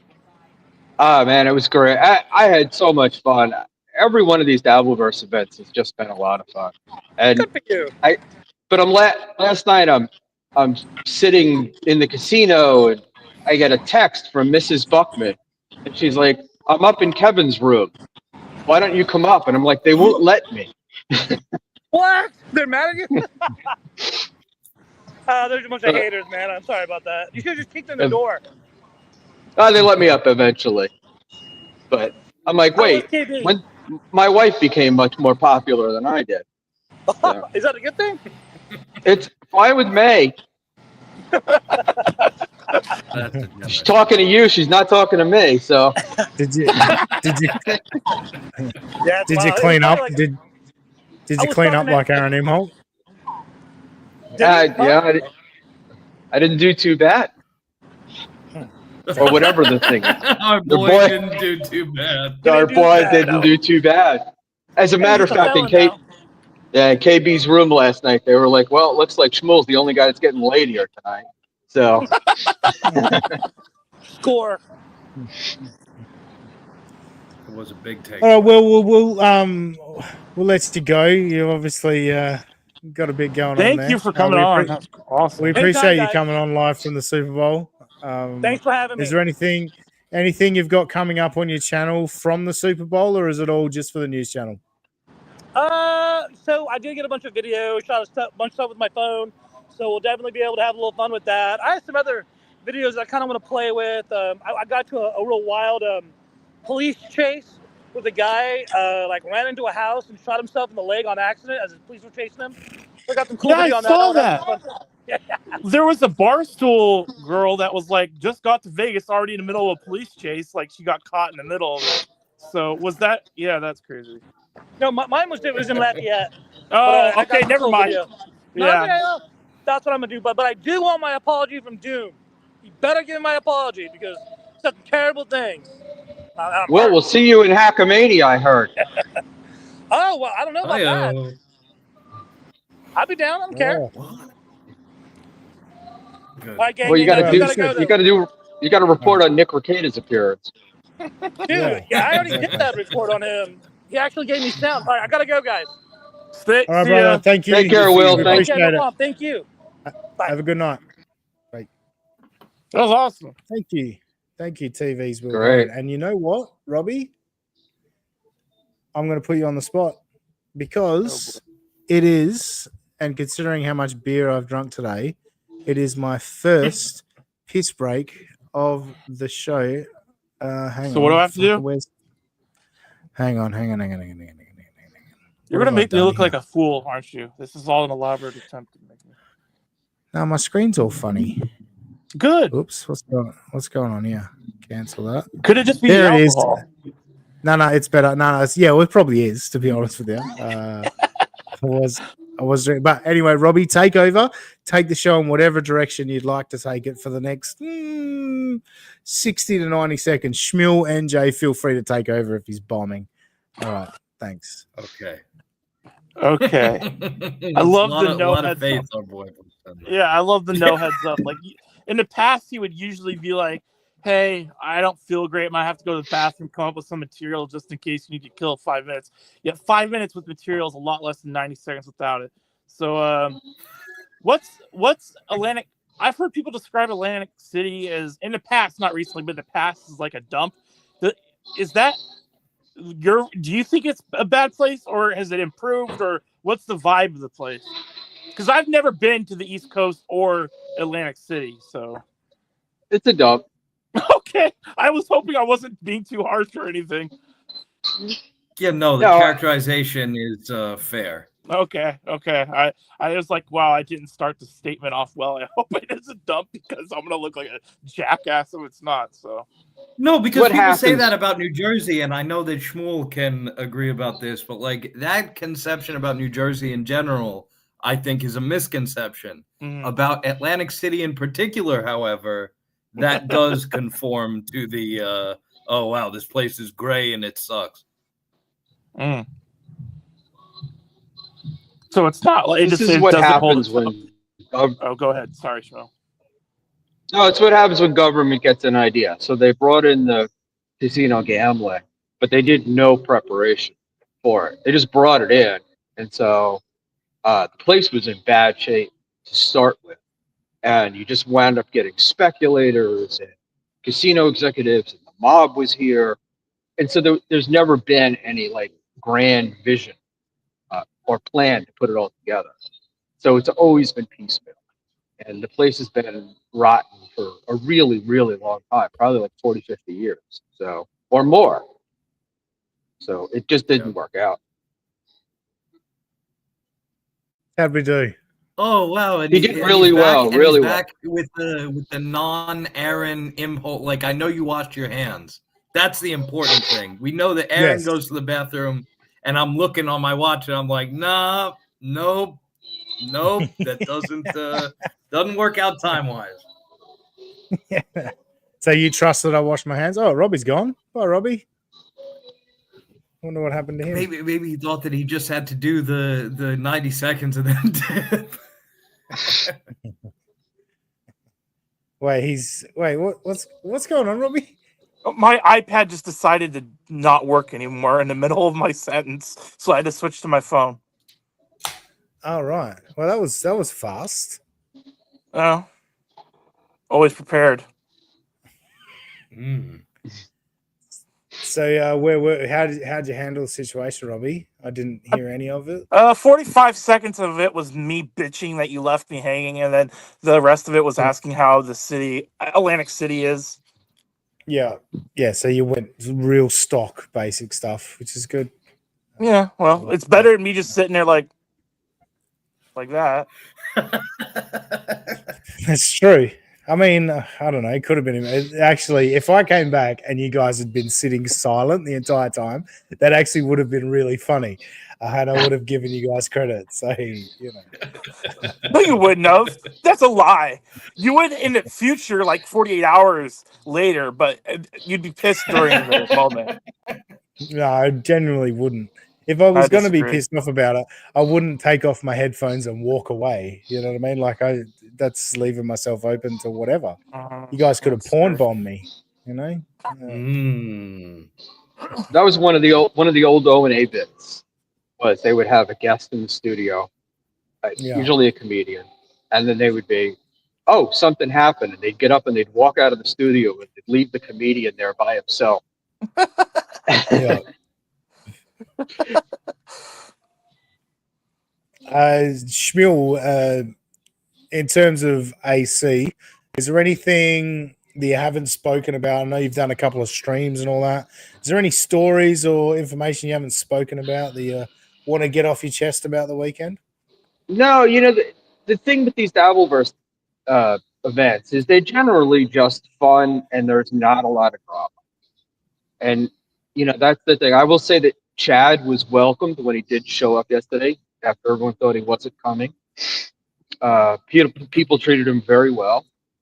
I don't want to say respected, but, it was nothing. Well, you would think with the things that he said to people, there would have been trouble, but no, people talked and there was nothing.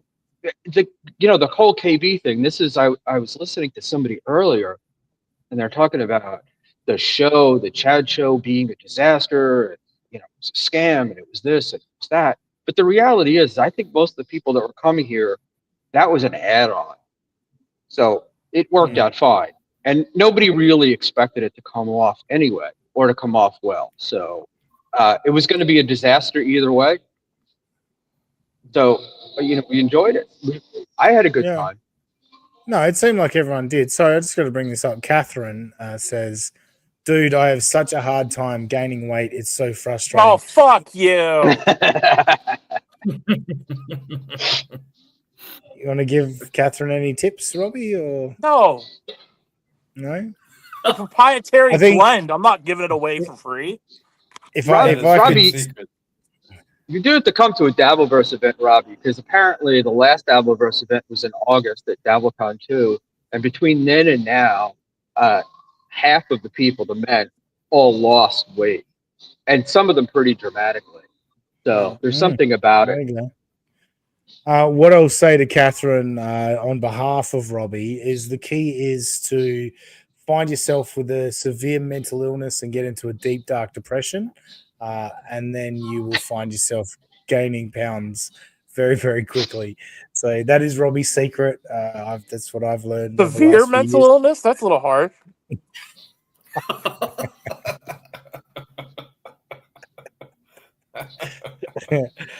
NJ, same question for you about the weekend. Now that you've had a whole nother day to think about the weekend and that, is there anything that pops into your mind that was like a fun memory from the weekend?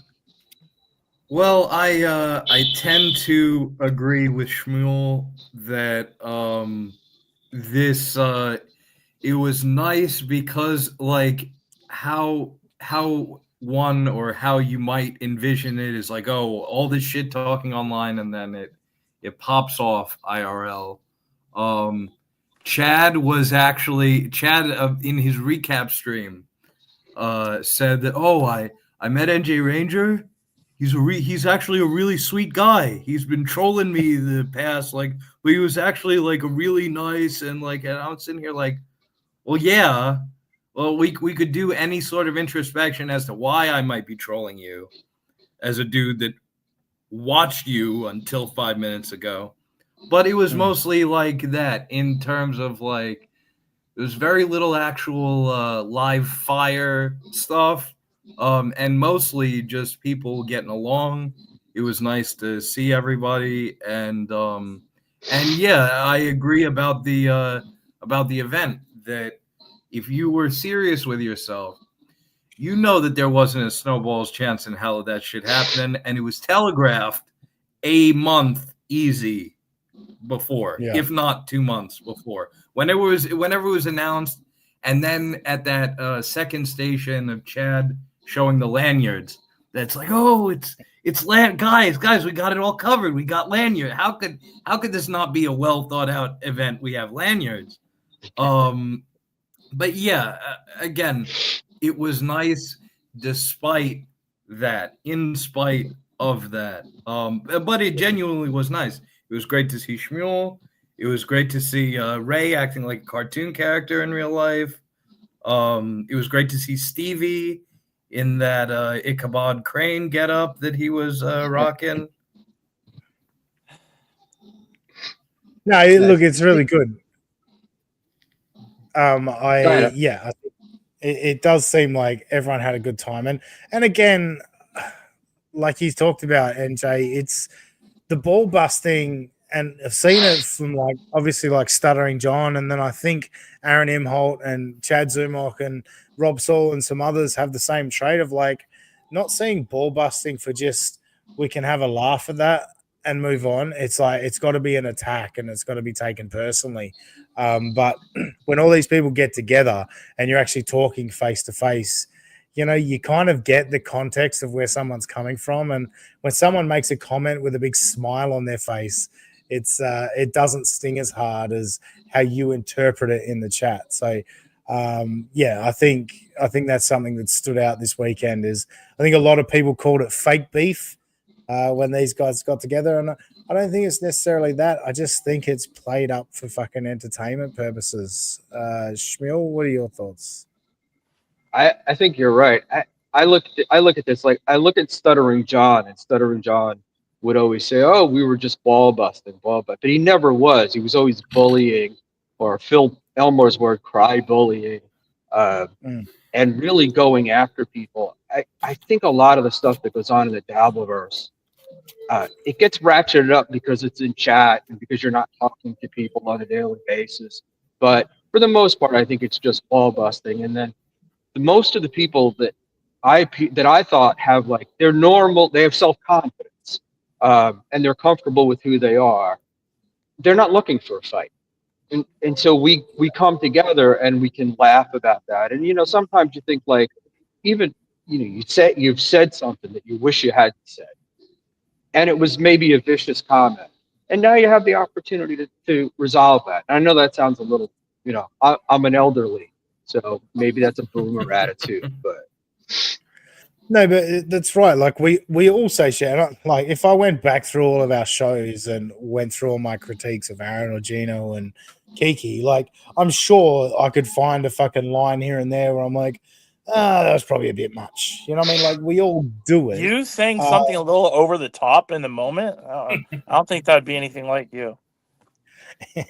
But no, at the end of the day, it is all in the pursuit of humor and fun. You know what I mean? Like, Right. and I think at times with all this stuff, and Aaron going into steel toe derangement syndrome, like he's not completely wrong. There's a small portion of people that fucking despise him and want to see him suffer. And that goes across all of these different locales.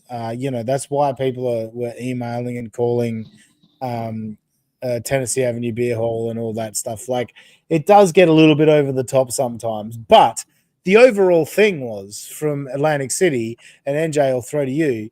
The overall thing was people wanted to get together and hang out, and that sort of won the day.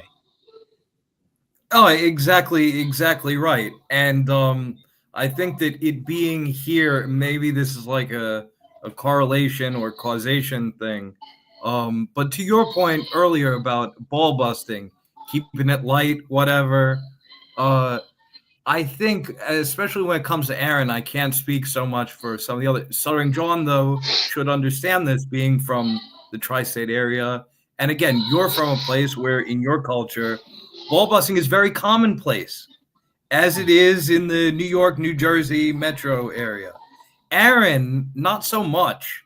Aaron comes from a much more reserved part of the country where cutting up a joke that is at somebody else's expense.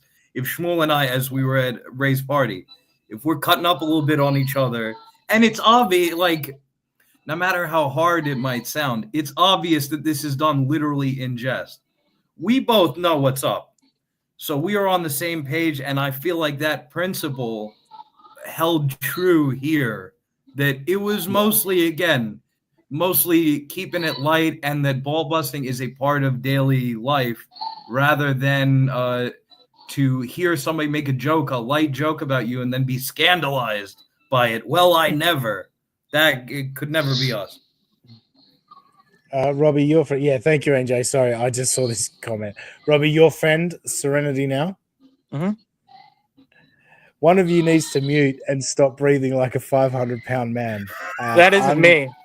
It's me. It's got to be me because I'm outside. It's about 30 degrees. And it's not me. And the fact you assumed it's me is very hurtful. As a matter of fact, I'm gonna pop off in a second. But I do on this ball busting and everything else. I think the point that gets missed is that most of these people have never met each other. So, if I'm busting Robbie's balls, giving Robbie a hard time, he's a character to me. It's not like he's not real to me. And then when I meet him and they're real, then it changes. So it's like, I used to do the online dating thing before I was married, and you'd talk to these women and you'd have these long conversations, but nothing mattered until you met. And I think it's the same thing here, So that's my deal with that. No, I agree. Thanks for joining us, Shmuel. And good night, guys. Yeah. Yeah, go chill out, man. Good night, guys. Bye. Weekend. Have a good one, man. What I'll say to that, and I think anyone that's heard my public interactions with Robbie would look at me and go, "What an asshole!" Like people. No, just let me finish. But people say, like, with Steel Toe and Johnny, like how like Steel Toe treats Johnny like shit, and there is an element of that with me and Robbie where I'm always busting Robbie's balls. But if Robbie was being honest and not for entertainment, the conversations we have behind the scenes are a completely different thing, And like, I don't feel like that happens with Johnny and Steel Toe. But yeah, that is the thing. But it is like going back to the ball busting. It's a guy's thing to do. Like, yeah, we can 100%. we can have a hug and say I love you, man, like behind the scenes. But when there's an audience or whatever, it's just let's just bust each other's balls. And like you said, NJ, about like in Australia, like Aaron's talked about like all of these people with steel-toe derangement syndrome, they don't have fathers and they've never played sports and fucking blah, blah, blah. And it's like, okay, Aaron. But in all seriousness, I've played cricket my entire life. Like since I was like 5 years old, I've been playing cricket. And one of the things when I got older and into like adult level, once I got out of juniors, they have an award. So in cricket, when you score 0, when you don't make any runs, it's called a duck. All right, you get a duck. Okay. They have an award at the club called the Duck Award. And it's the person who gets the most ducks, the most scores of 0. That person has to walk. Yes, that person has to walk up on stage at the presentation night so everybody can look at them for being the worst. You know, that would never happen in America. Yeah, like growing up in that environment and like playing sports and all that, you do learn. Yeah, busting is just part of what it is. You have a bad day, people are going to make fun of you. You do something dumb, people are going to make fun of you. And that's what I love about Aaron when it's almost like he's a robot. You know what I mean? He's a robot that's been programmed to being a douchebag on the internet, you know, where he can't process. Like he knows the facts of like, yeah, if you can't take a joke, you've never played sports, you've never done this, you've never done that. But like, he's the opposite of all of that. Like he is projecting the entire time and always telling you exactly what his insecurities are, what his problems are. Yeah, I don't know. I do find that kind of funny. Do we want to do a little bit more of Aaron Imholt watching, or NJ? Do you need to get going? What do we want to do here? I would love to do some more, Aaron. It's up to you guys. I'm down. It's only 1 o'clock, just after 1 o'clock in the afternoon here, so I'm down to keep going. Robbie, you down? Sure. All right, let's go back to Aaron. From Wednesday night. Hope we're okay. I got that out. I feel better. We're going to be all right. But then Doom is... Sorry, we're still talking about his illness. It's just to catch everybody up on the clip. Oh, cool. In my head because Doom's telling me, dude, it's the Philadelphia Eagles curse. It's the curse of Josh Sweat. He said another win for the toe, and now you're falling backwards again. Horseshit. I don't want to live in a world where Doom is right. If I live in a world where Doom is right, kill me now. Kill me now. New intro clip. Yes, Doom. Congratulations, Doom. Aaron giving you sound bites. Now. So, yes. Pants Maestro says, legitimate question. How are you getting paid if you're suspended? Oh, sweetheart, you don't know how this works. I tried to explain this. Oh. We're watching it happen, baby. We're watching it happen. Yeah. I love the sweetheart, like where he tries to act like he's above you and all that. It's like, God, dude. But to be fair, I don't know if it was official, the background check. Well, actually, no, it probably was official. Like the emails about him beating his kids were probably all fake all along. Like it was him buying more time. I don't know. It's hard to follow. Yeah, it's a one-to-one comparison with Chad in that the event got canceled, or say, Aaron, your coach, I don't know if this is a safe serve or whatever the hell he had to do, was canceled because they ran the background check. The event at the Tennessee Avenue Beer Hall was canceled because you contacted the owner and not the emails and the calls. Yes. Pants Maestro is here. I am a sweetheart. Yeah. Oh. Hey, what's the price for a spoonful of butter, Pants Maestro? Hey, I might do a spoonful of butter. Ooh, how delightful. Just a spoonful of butter if Pants Maestro gives me cash. License, the temporary suspension we're on. I talked to the Safe Sport guy yesterday. We're good. I talked to Scott today. We're good. Anytime they get a claim. I love it. Now, granted, this is before the Doom clip dropped. Talk to Scott today. We're all good. We're all good. A few moments later, I'm done with Aaron. I'm done with him. Him and his SHIT Yes, he FUCKED'd with me way too much, and I'm done with him. And look at this again, another beautiful pause frame of Aaron.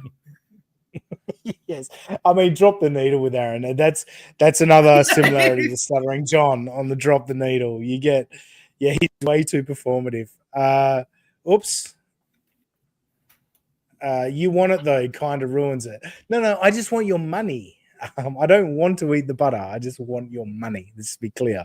I'm just like Aaron. Just want your money. And I have no dignity. Zero. Absolutely gave that away when I got STDs. Maybe even AIDS. You don't know. Wait, what? Are you not caught up on steel-toe derangement syndrome or Aaron Imholt derangement syndrome? You have AIDS? Maybe. I'm not just sure. I'm HIV positive. Oh. No, you're not keeping up with this, Robbie. Steel-toe derangement syndrome is STDs, right? Oh. It's late. I'm sorry. Jesus. Aaron Imholt derangement syndrome is full-blown AIDS. Okay, yeah? Now I got it. Yeah. AIDS.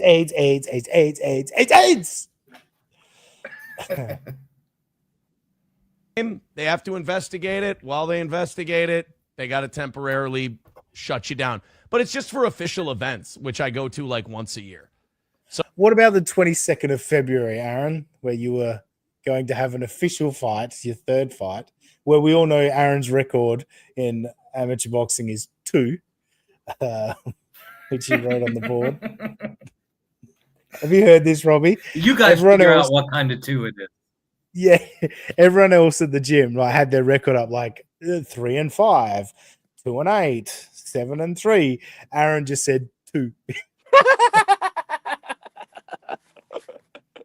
That's funny. It's a fun choose your adventure. Yeah, yes, exactly. Choose your own adventure. Yeah, very good. Very good. 2. So I can't compete at any official events until it's cleared up. Seems like they said a couple of days at first. Sounds like it's next week. Basically what they told. All right. Any official company, business, whatever, 2 days when you found out about it on a Friday, like that's at least 2 business days for starters. But have you ever known any company, major business, that deals with stuff that quickly? Couple of days, couple of weeks? No. No, over a weekend, as you say, no shot. Yeah. But hey, we're writing fan fiction. What Scott told me, he said he's been told that we can just plan full steam ahead for the 22nd, prepare like you're fighting. Really? Because Scott told a live stream that he's done with you, and you tried to mess with him. And yeah, but plan full steam ahead, Aaron. Full steam ahead. Full steam ahead, I think. Happens a Yeah. lot, will be good. So it doesn't stop me from coaching at the gym and getting paid. Doesn't stop me from sparring at the gym.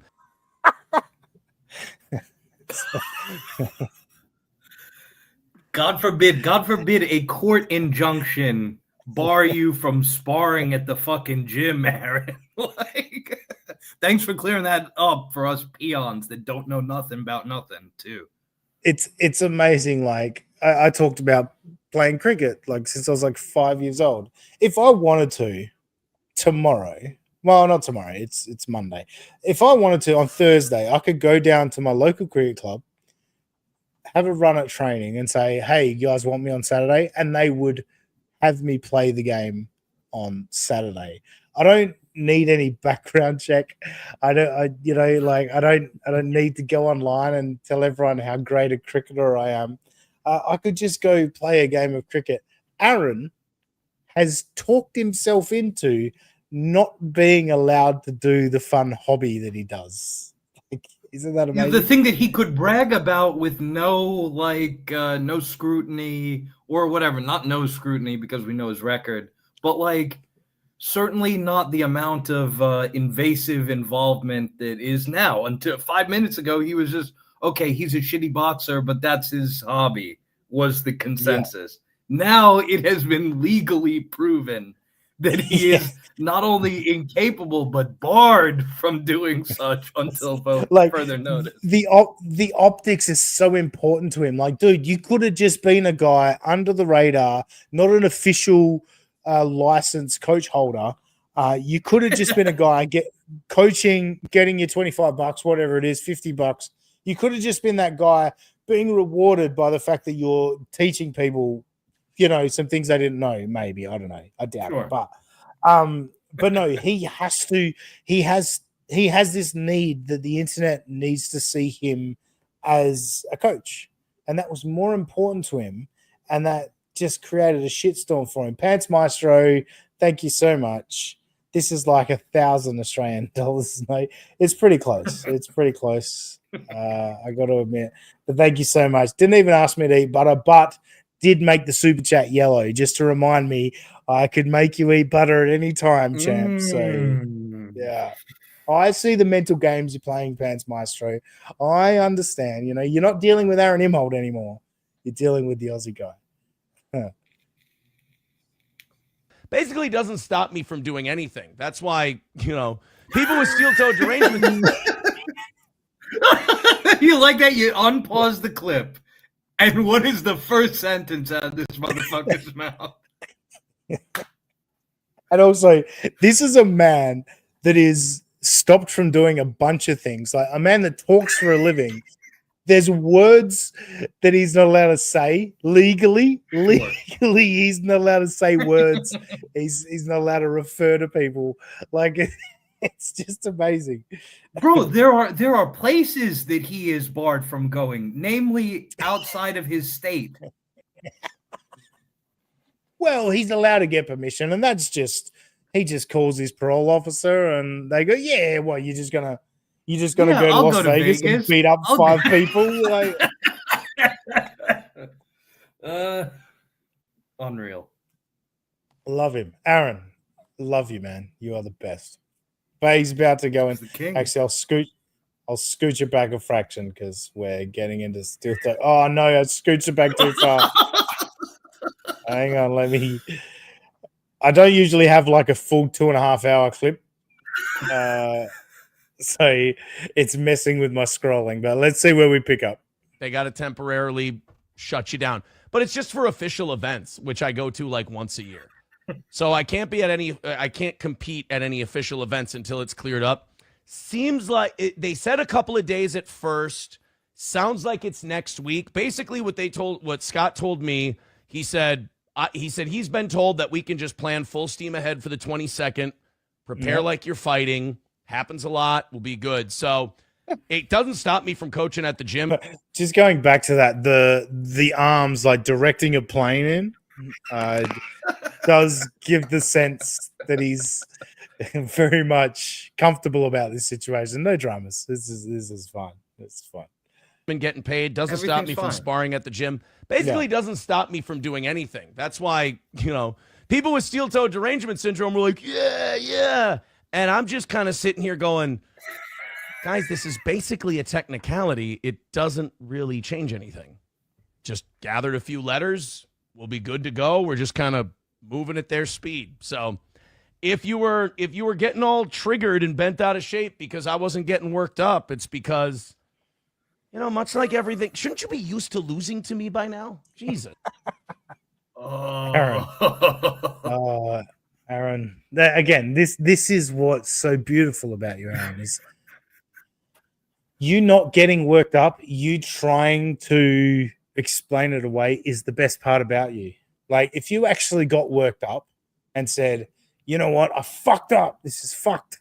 Like, I wish I didn't do this. I wish I had less of an ego, blah, blah, blah. We'd go, oh, shit, he's actually having some self-awareness, some reflection. He's looked in the mirror. Yep. The fact that anytime anything little comes out, you got to spend 15 minutes. Well, hang on. Sorry. To be fair, we're about 5 minutes into a show at this point. This show that is produced by one of the top 3 broadcasters in the world. Any order you'd like between Kumia, Bubba the Love Sponge, and Aaron Imholt. Any order you'd like to put them in. But yeah, top 3 broadcaster in the world has to address haters' comments every single show. You gotta love that it's being reframed. It's always reframed in that, oh, we are spiraling. It's Aaron Imholt derangement syndrome. He's cool. It's like water off of a duck's back for him. But all of us are crashing out. I remember the day before he had his court this summer for the HRO, the HRO violation. And he was, all you guys, all you autistic guys in their basements and stuff like that. And I remember telling KB, I was like, okay, this guy thinks that he's like the big dog and that we're all like autistic basement rats. Bro, I was watching you sweating your court appearance and not talk about why there's no steel toe tomorrow. I was on a beach in Greece. So, like, Aaron, whenever you think that the haters are in the incel cave or whatever you imagine to make yourself feel good to cope, is like, okay, keep thinking that, bro. Like, we have healthy and productive lives, and we just enjoy a little bit of your buffoonery every once in a while. Well, it's funny, and I can't remember if I mentioned this on a recent show, if I was just chatting to someone privately, but the Pretty Antisocial girls that I've teamed up with for Towing the Lie, coming up on Tuesday afternoon, 12:30 p.m. Eastern. There's been moments where I watch their show and they start responding to Aaron, and I'm sitting there going, no, stop. Like, don't take any of this to heart. Like, this is just him throwing out whatever fucking words he can spit out in the time to make himself feel better. Like, none of this should bother you. Like, when Aaron says you've got steel toe derangement syndrome, it's like, yeah, okay, cool. Yeah, fine. That's fine. But yeah, whatever you need it to be, Aaron. Yeah, exactly. It's like, I don't care. We're having a laugh. We're having fun. People tuning into our show. We've still got 37 live, which is amazing for where we were 6 months ago, 8 months ago. Like, the fact that people are tuning in and find this entertaining, that's all I give a shit about. You know, like, call me whatever the fuck you want to, Aaron. We're just having fun. So, yeah, there really is no need to get bothered by these insults that he throws out. And part of that is because he goes for the, like, calling Melton a pedophile and then anyone that follows Melton is a pedophile and all of this stuff. It's like, all right, cool. So you're not actually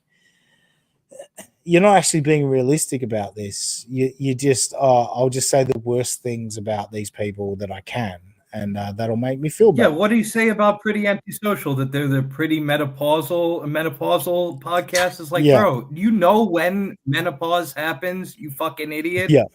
Like, they are not in that age. Like, but keep coping, misogyny guy. Keep coping. Yes. And like when he says about them, like, oh, just, do some more prep and da-da. It's like, I don't know if there's too many shows more prepped than Pretty Antisocial. Like, those girls read documents and prep their clips and all that. Like, they're always ready to go. So yeah, it is funny. It's certainly not steel toe. No, 100%. Pants Maestro, but can we talk about the nuts and bolts of boxing, Aussie? That's why I'm here. That is still, and I'll probably, on Towing the Lie Tuesday again, I'll promote that again. I'll probably touch on that a little bit with Aaron Imholt, the broadcaster, because there's some stuff out of that, my infamous appearance on It's Who's Yellow with Aaron from Steel Toe. There's a lot there that exposes him as a broadcaster, and he exposed himself. And one of those things is, why would, when you've got all of this going on in your life, you've just lost your wife to another couple, they've just been arrested for cocaine, blah blah blah, you've got revenge porn charges, why would you think someone just wants to talk boxing with you? Like, your instincts are way off of being like, yeah, no, we're just going to talk boxing for an hour. Dude, you're a broadcaster. You should understand that you're going to want to talk about more than just boxing with you. You got a lot going on in your life, So, yeah, I found that interesting. We'll do it. Yes, we'll do a little bit more of this clip and then we'll wrap it up. We've just about hit 2 hours here, and I think we've done pretty well. I explain this shit to you. It works out exactly like I say. Sorry, boys and girls. You know what triggered the steel toe? You know what triggered the steel toe derangement syndrome today? A shirt. You wouldn't believe this. Now, I knew these people were sad. I knew the steel toe derangement syndrome was bothering the shit out of them and still does. And by the way, stop being a child. Like, you can't see the shit-eating grin on our faces when we make fun of you for. I mean, come on, dude. Yeah, we know it's a joke. You just beat it into the fucking ground, and then it just becomes pathetic and lame. But he's referring to a shirt, all right? NJ, do you know the shirt that he's referring to? What is the shirt in question? It's the shirt that his daughter made for him. Did you see this shirt? No. No? Well, he's going to discuss it a little bit more. Hang on. Having steel toe derangement syndrome. You being so inept and gullible almost takes the pleasure out of doing this to you. Almost. It's still fun because I'm a piece of shit. But, like, you know what really triggered the steel toe derangement syndrome? The shirt. My 10-year-old daughter made me a Joe Hendry shirt on a whim yesterday, and people lost their fucking minds over it. People were writing to me and like, yeah, so sad. You have to wear shirts made by family. So and I will scooch back a fraction because he's about to go into something that is insane. God damn it. What I want to say there, remember I said earlier that he based his entire week of shows on something that he saw on TV on Saturday? So much so that even his daughter went, oh, this is what dad likes. You know what I mean? Like, that was... He's a Joe Hendry guy. Yeah, he just couldn't stop talking about Joe Hendry. So his daughter went, oh, I guess dad likes Joe Hendry. I'll make him this shirt. Maybe that can get some attention from my dad. God damn it. Let's see if I can get this fucking... There we go. That might be better. Hang Well, on, you know what really triggered the steel toe derangement syndrome? The shirt. My 10-year-old daughter made me a Joe Hendry shirt on a whim yesterday, and people lost their fucking minds over it. People were writing to me and like, yeah, so sad. You have to wear shirts made by family members. And I'm like, don't you love when people write to Aaron that they can present this tone in their writing? To whom it may concern. Yeah. It's like he gets them delivered by Super Tip with the AI voice. You know, it's like with an AI angry dumbass voice. Yes. Yes. Bro, just because you don't have any family that will talk to you, maybe you just don't understand because, you know, loved ones are not a thing that you possess. I can't imagine you have steel toe derangement syndrome and loved ones. It's probably not a commonality. In fact, it's probably one of the symptoms of steel toe derangement syndrome. But yeah, one thing when you're a parent and people love you and you don't live for the internet, they make you cool shit and you're proud as hell that they did it and you wear it. If that brings you anger, I don't know, man. I wanted to get to that. This was the whole shirt thing. Again, it sticks out to me. I am a parent, right? And my kids do make me stuff from time to time that I am proud of, and I think they're very clever, right? Whatever. Nobody gives a fuck about what my kid made for me. They don't care how proud I am of my son or my daughter. It's whatever, right? One time, to make fun of Aaron Imholt on this show, Aaron read a letter from his daughter, and the letter sounded retarded. Now, I don't know if it was Aaron's reading of it or if it was just a retarded letter, but it sounded retarded. And given that my son is half of Aaron's daughter's age, I did a bit where my son wrote me a letter. Right? He didn't write me a letter. It was just something he'd said to me once, and I turned it into a letter.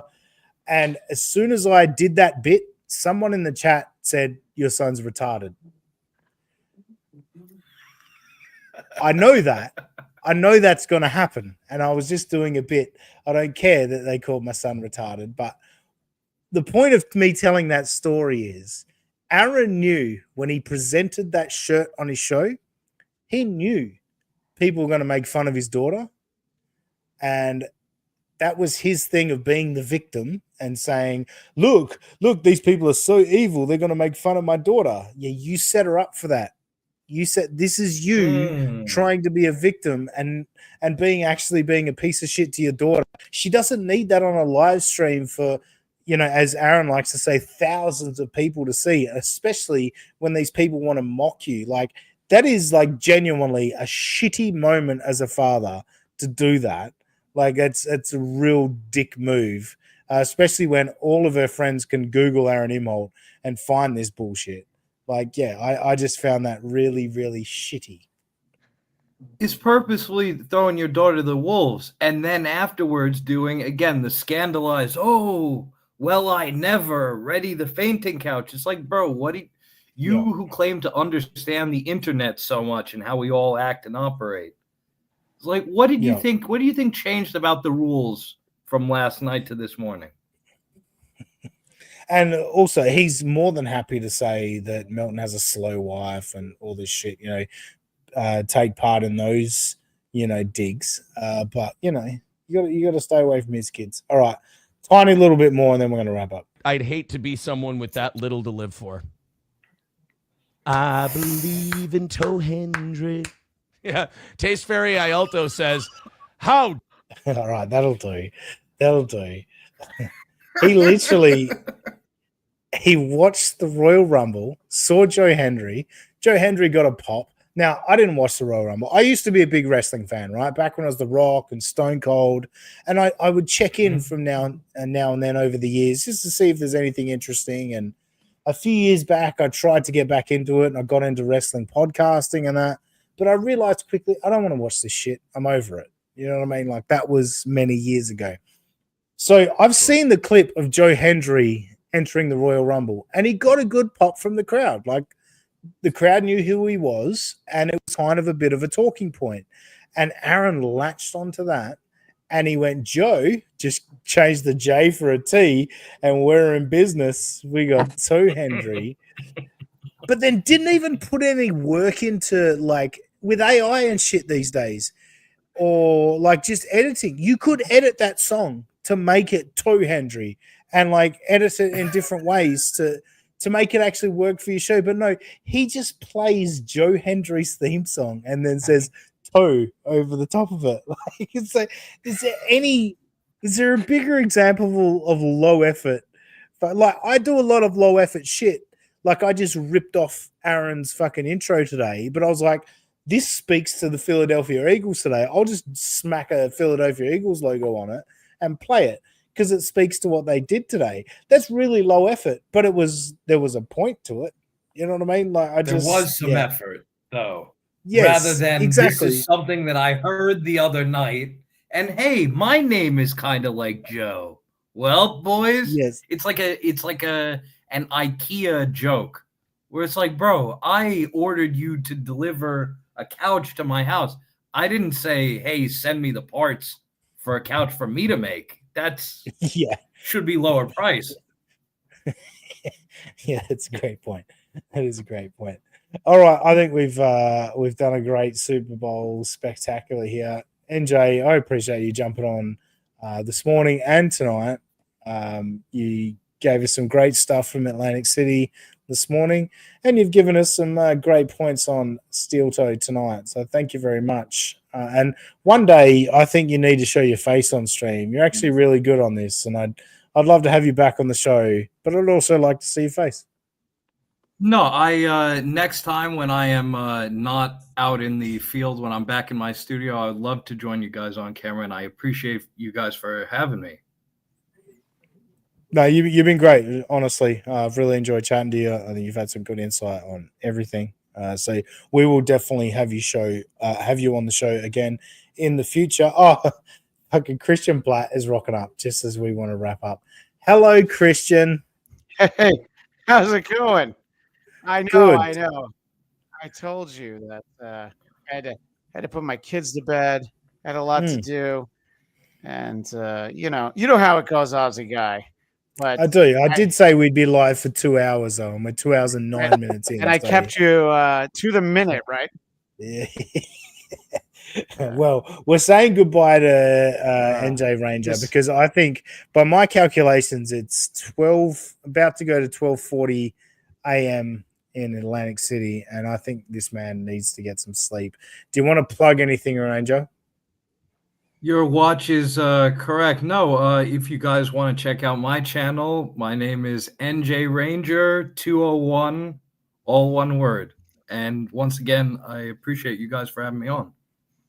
Well, no, we're very, very happy to have you. But what would they expect to see on your channel, or are you still working on it? I haven't updated it in a minute. I do political stuff, I do gaming stuff, and I have a couple of there's a great montage of me trying to get Stuttering John to do a promo for my channel, and he kept thinking that I was trying to get him to say something about N or J, and he refused to read it.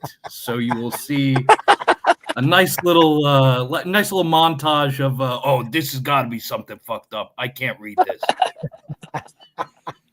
That's great. Kill the ends, and kill the J's. I imagine is what he was thinking. That was exactly where the direction he was thinking. And here I thought this whole time you were a New Jersey Ranger. Now I realize you're an N and a J Ranger. Yes, it was literally that Stuttering John's thought process brought to life, Christian. Yeah, all you gotta do is give him money. I played clips of him tonight. Sometimes you can give him as little as $2, and you can get him to say what you want. Sometimes you got to give him a hundy. What we've discovered tonight is NJ Ranger is actually trying to bring on the new Holocaust, and it also includes the ends. So thank you, NJ Ranger. No, and now Aaron's gonna take that and run with it. Thanks, dude. Go get some sleep. Thank you for giving us your time over the weekend. We appreciate it. Anytime, guys. See you soon.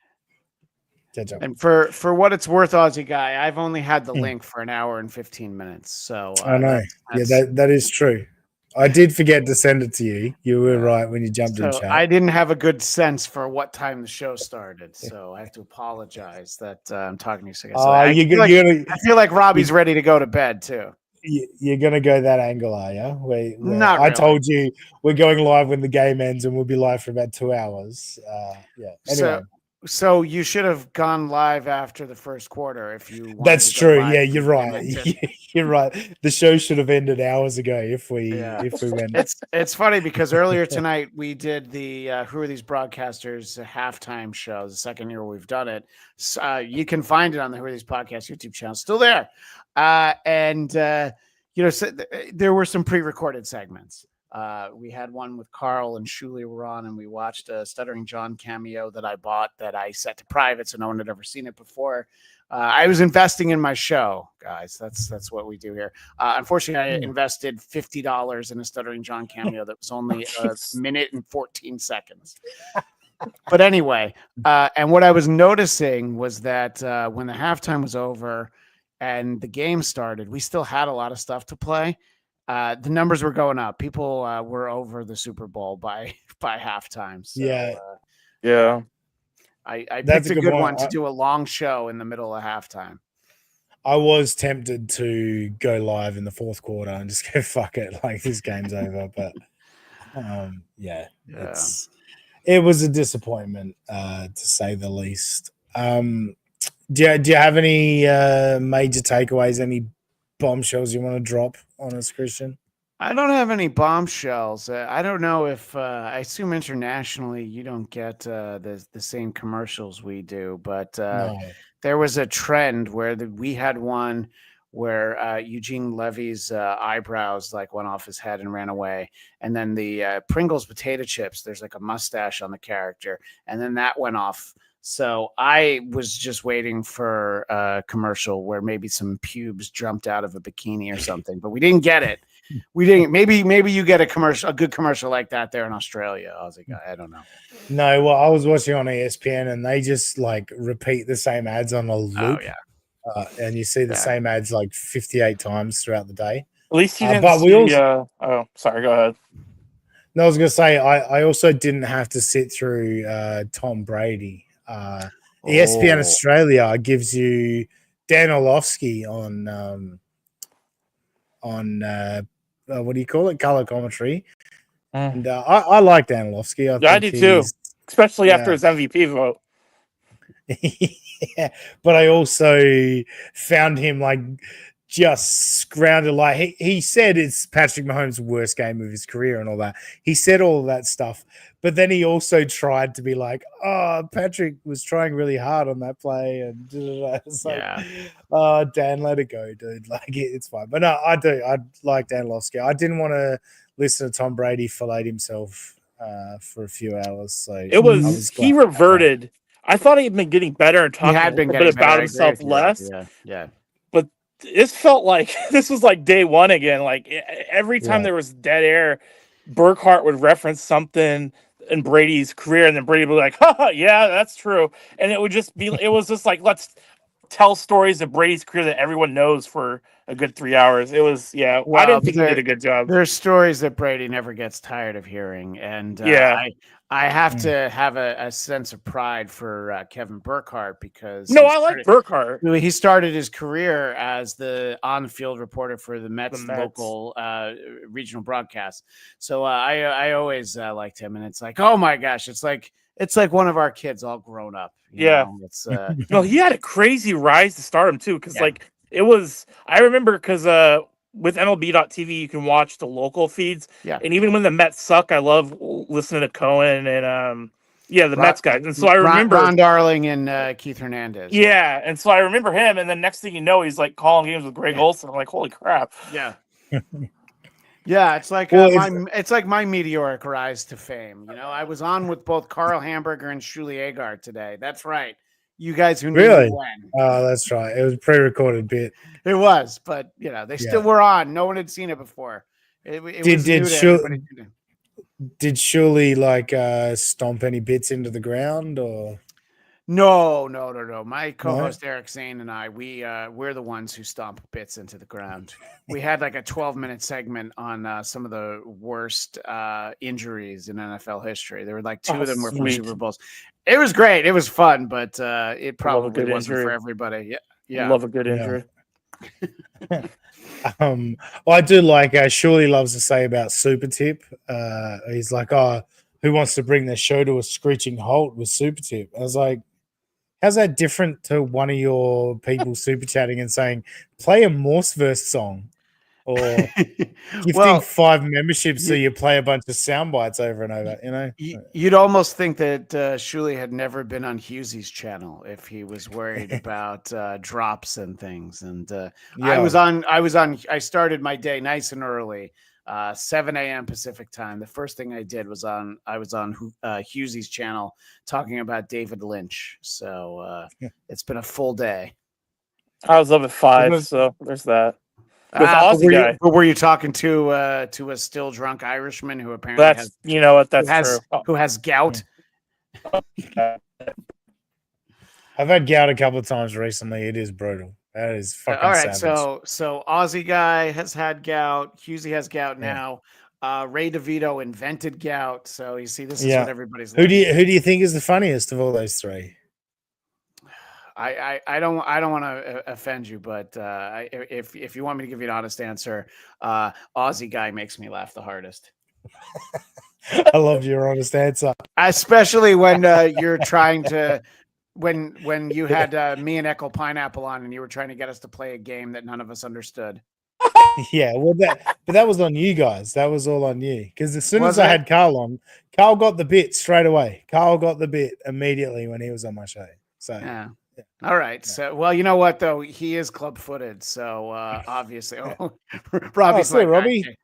Robbie's like, Bye, No, Robbie. it seemed like he was having some internet issues, but he just got gout in his jaw, I think. yeah. Now I've really been spanning the globe, as they say, this week. I also pre-recorded a show with Echo Pineapple, so I'm I'm really making a name for myself, Aussie guy. Was it? Did you do a 3 for 30 with Echo? Yeah, but it was like 65 minutes or something because I talk too much. So yeah, yeah. But, I mean, we're finding that out now. No, I'm kidding you. Yeah. Hey, Robbie. That's right. Anchor the show. What? That's better.